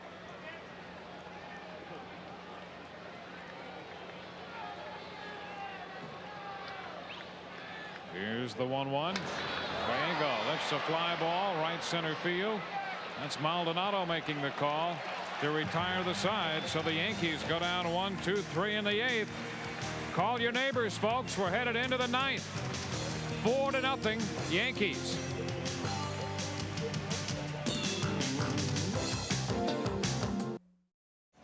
Jim Abbott will take a no-hitter into the 9th inning this afternoon at Yankee Stadium before a crowd of better than 27,000. Yankees hold a 4-0 lead. And just to stress the overall importance of this game beyond the personal accomplishment of a no-hitter, Lee Smith is up in the Yankee bullpen just in case. Buck Showalter and Tony Clollinger are prepared. Meanwhile, Jim Abbott set to go to work. Kenny Lofton leads off the 9th for the Indians, and he bunts foul. The fans don't like that. It's part of Kenny's game, and he's got to do it. Boggs is cheating even closer to the bat than he was the first few times that Lofton came up. Lofton has 16 bunt hits this year. Out of 157, he is 6th overall in the league in hits. Bunted and fouled the first pitch. Takes strike 2. 0-2. Abbott has not lost 1 inch of movement on that fastball. That ball really jumped. He had a great one there for the 2nd strike on Kenny Lofton. Here it is.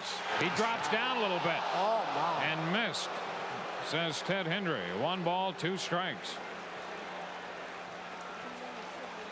He did this to Tomey earlier in the ball game, and it slides outside by inches. The 1-2, and a bouncer over the head of Abbott to Gallego. 1 out in the 9th. Gallego to Mattingly. He's 2 outs away. Gallego makes this look easier than it really was. Look at where it goes. Abbott, I believe, thought that was going to be a base hit, but Mike, playing him up the middle hard, got rid of it in a hurry. As fast a guy as there is getting down the first base. Here's Felix Fermin. Fermin 0 for 3, and Abbott starts him with a strike. This is the 4th no-hitter taken into the 9th inning this year. Chris Bosio finished his off. He got one for Seattle. This one drops a little low. 1 ball and 1 strike. And in these situations, Dwayne, the springs and the legs of those defenders behind Jim Abbott are wound as tight as they can be. They are really intent on getting the best jump possible. The 1-1. Fermin with a bouncer foul. The change. And the count is a ball and 2 strikes. Guzman went 2 outs into the 9th. Johnson, Randy Johnson of Seattle, Went 1 out into the 9th.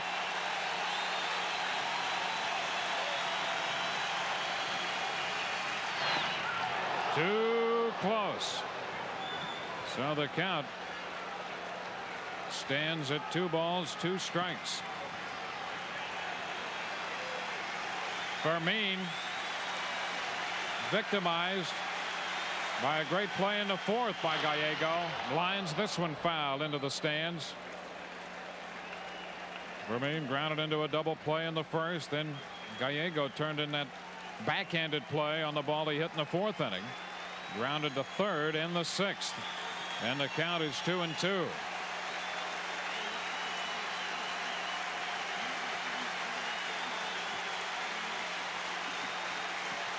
Abbott's pitch. Fly ball. Left center field. Long run. Bernie Williams. He's there. 2 outs in the 9th as Bernie Williams tracked it down into left center field.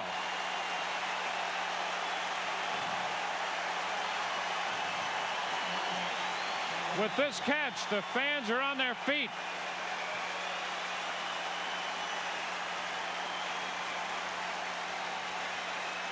Two outs. Jim Abbott has a no-hitter. 2 outs into the 9th, and he'll have to face Carlos Baerga. Gene Michael pacing in the booth upstairs. Willie Randolph exhorting Jim Abbott on. Carlos Baerga 0 for 3 today.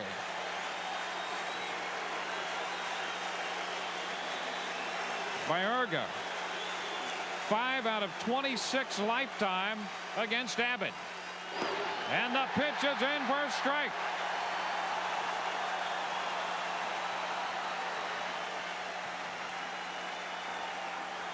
Indians have not had a man pass first base. Baerga batting .318. And a ground ball to short. Velarde. He did it. He did it. No hitter for Jim Abbott. Jim Abbott throws a no hitter and shuts out the Cleveland Indians 4-0. Mobbed by his teammates. A big hug from Matt Noakes.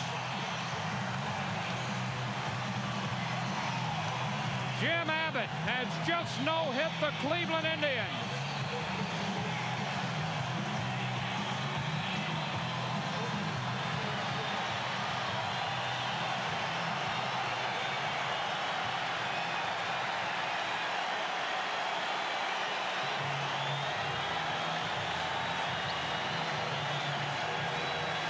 The crowd with Jim Abbott every pitch of the way the last 3 innings. Abbott had to get one of the better hitters in the American League, and Carlos Baerga to finish it, and he did just that on a ground ball to short. What an emotional moment for Jim Abbott. Mark Connor right there with him. And the fans in Jim Abbott's corner all the way today.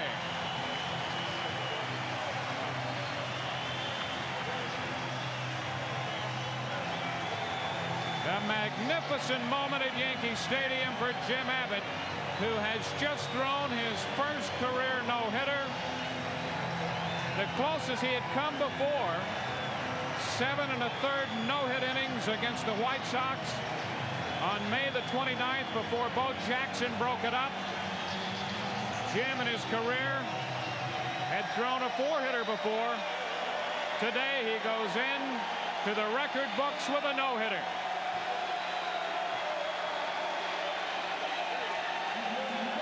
For the moment, the Yankees are a 1.5 games behind the Toronto Blue Jays. Jim Abbott no-hitting Cleveland. It's one of the most wonderful moments, Dwayne, for as sweet a man as there is in any uniform in a major sport. He is a great person. Gene Michael soaking in the moment. You bet. That's his acquisition. But what a special moment. You're right. Not a more deserving individual. Jim Abbott, who'd been plagued by inconsistency this year, knew that his team needed an outstanding performance, welcomed the challenge before the game, said he looked forward to that kind of challenge, and boy, did he meet it today. No hitting the Cleveland Indians. First man on him, Wade Boggs, who made a truly great play earlier in this ball game. There were some good plays, 4 or 5, but the real great one was made by Wade Boggs. Look at Gene Michael. On the ground ball by Carlos Baerga to Randy Velarde. Buck Showalter and Tony Clollinger. You know this is sweet for Tony Clollinger. Look at him. And Buck.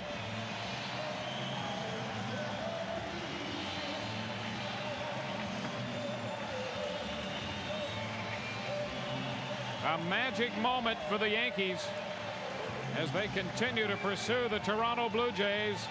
They get a masterful lift. Big performance from Jim Abbott as Abbott no-hits Cleveland. Don't go away. We'll be right back here. 4-0 Yankees win on the no-hitter by Abbott.